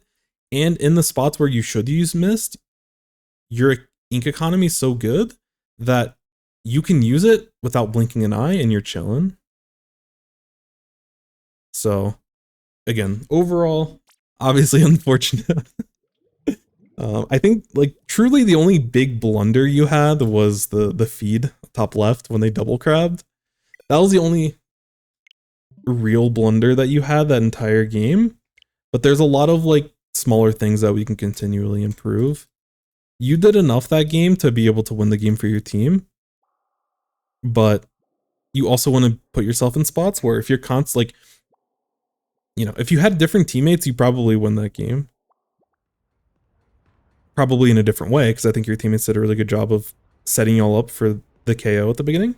But like, there's small decisions that you can influence the game that you can salvage in different spots. And you made a lot of good plays to salvage in certain spots, but then there was other spots where, you know, we didn't end up playing like super solid. And like, I feel like for me, the scariest tri-stringer is the one that they constantly have an impact on the match, because they're constantly staying alive and they're always like pressuring areas that me on the enemy team wants to go to. Like if I want to move to very specific areas of the map and the enemy tri-stringer is just constantly poking at me, like it doesn't really matter if they get the pick or not. I just get frustrated when I have to like paint over my feet, or I have to like path around differently in order to not have to deal with them. And that's one of the things that we'll definitely want to continue working on and continuing to improve. But like overall, your gameplay is super, super, super solid. So I don't want you to, also we didn't check the stats. No, there's very specific things that you need to work on, but those are the difference between your teammates throwing the game and you being able to save it. And like either you carrying the game or not, they're still good skills to have. Like they're all skills that are important, but you pulled your weight in more that game. Yeah, and the stats end up showing it. Like there was a lot of things that I was expecting to have to talk about when your team started losing control of the map, where I'm like, oh, I should, you know, there's gonna be a spot, you know how much I love talking about paint. I was hoping for spots where I'm like, oh man, you could have been painting in this spot, and if you had whale out, it's like, no, you had whale, you had missed out, like you had the setups. There was just small things that we could have improved on. So again, overall, really, really good stuff. We'll continue to work on this, but very, very, very nicely played. We carried for our team there, but we had to carry for our team to win that one. But again, credit to your team. They carried the opening and they opened up the opportunity to KO at the beginning. But just think about it. If you did get that KO, this game never would have happened. This discussion never would have happened. You would have had more points on average. But think of all the things we couldn't have learned if this did not happen. And unironically, like that's one of the important parts of VOD reviewing, and why if you go 0-3 or if you lose a bunch of points, you play, you know, 6 hours of Splatoon, but you didn't like grind or gain any ground with your ranking up that you're trying to do. Yes, that's frustrating, but if you're able to take a second and reflect on this stuff, these conversations are more important than you getting that immediate KO. you know, if you lucked into it, if you one-shot the blaster and then you one-shot the person top right and you were able to get back on tower and get the KO, like,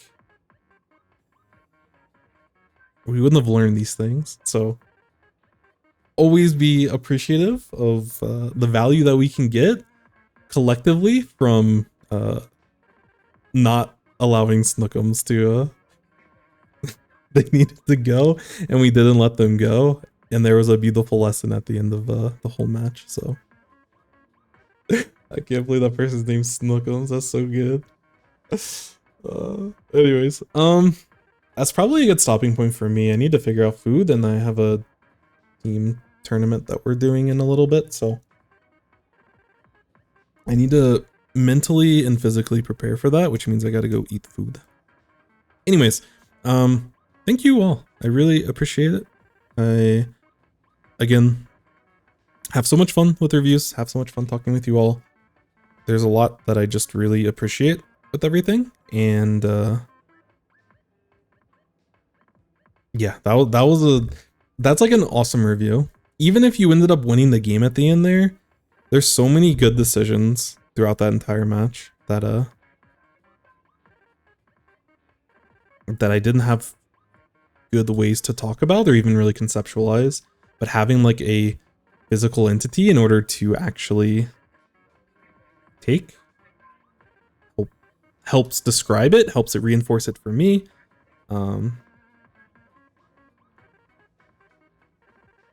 Yeah, so all in all, very good stuff.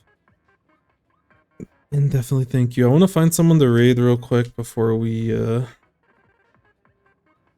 dip out of here too fast. I need to like take some time. Thank you. I don't know what we're gonna get.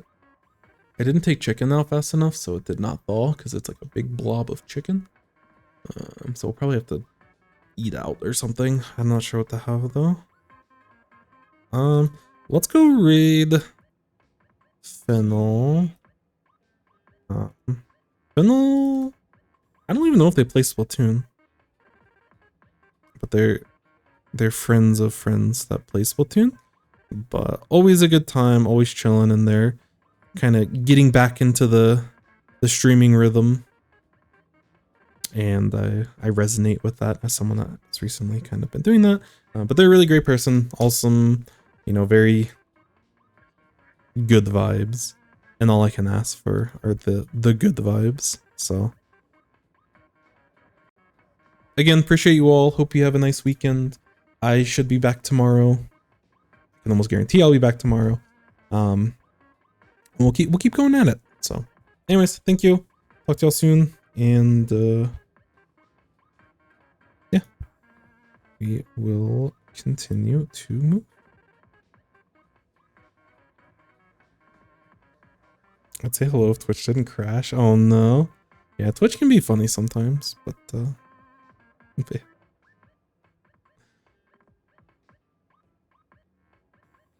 Alright. That was a good game. That was there's some good reviews going on.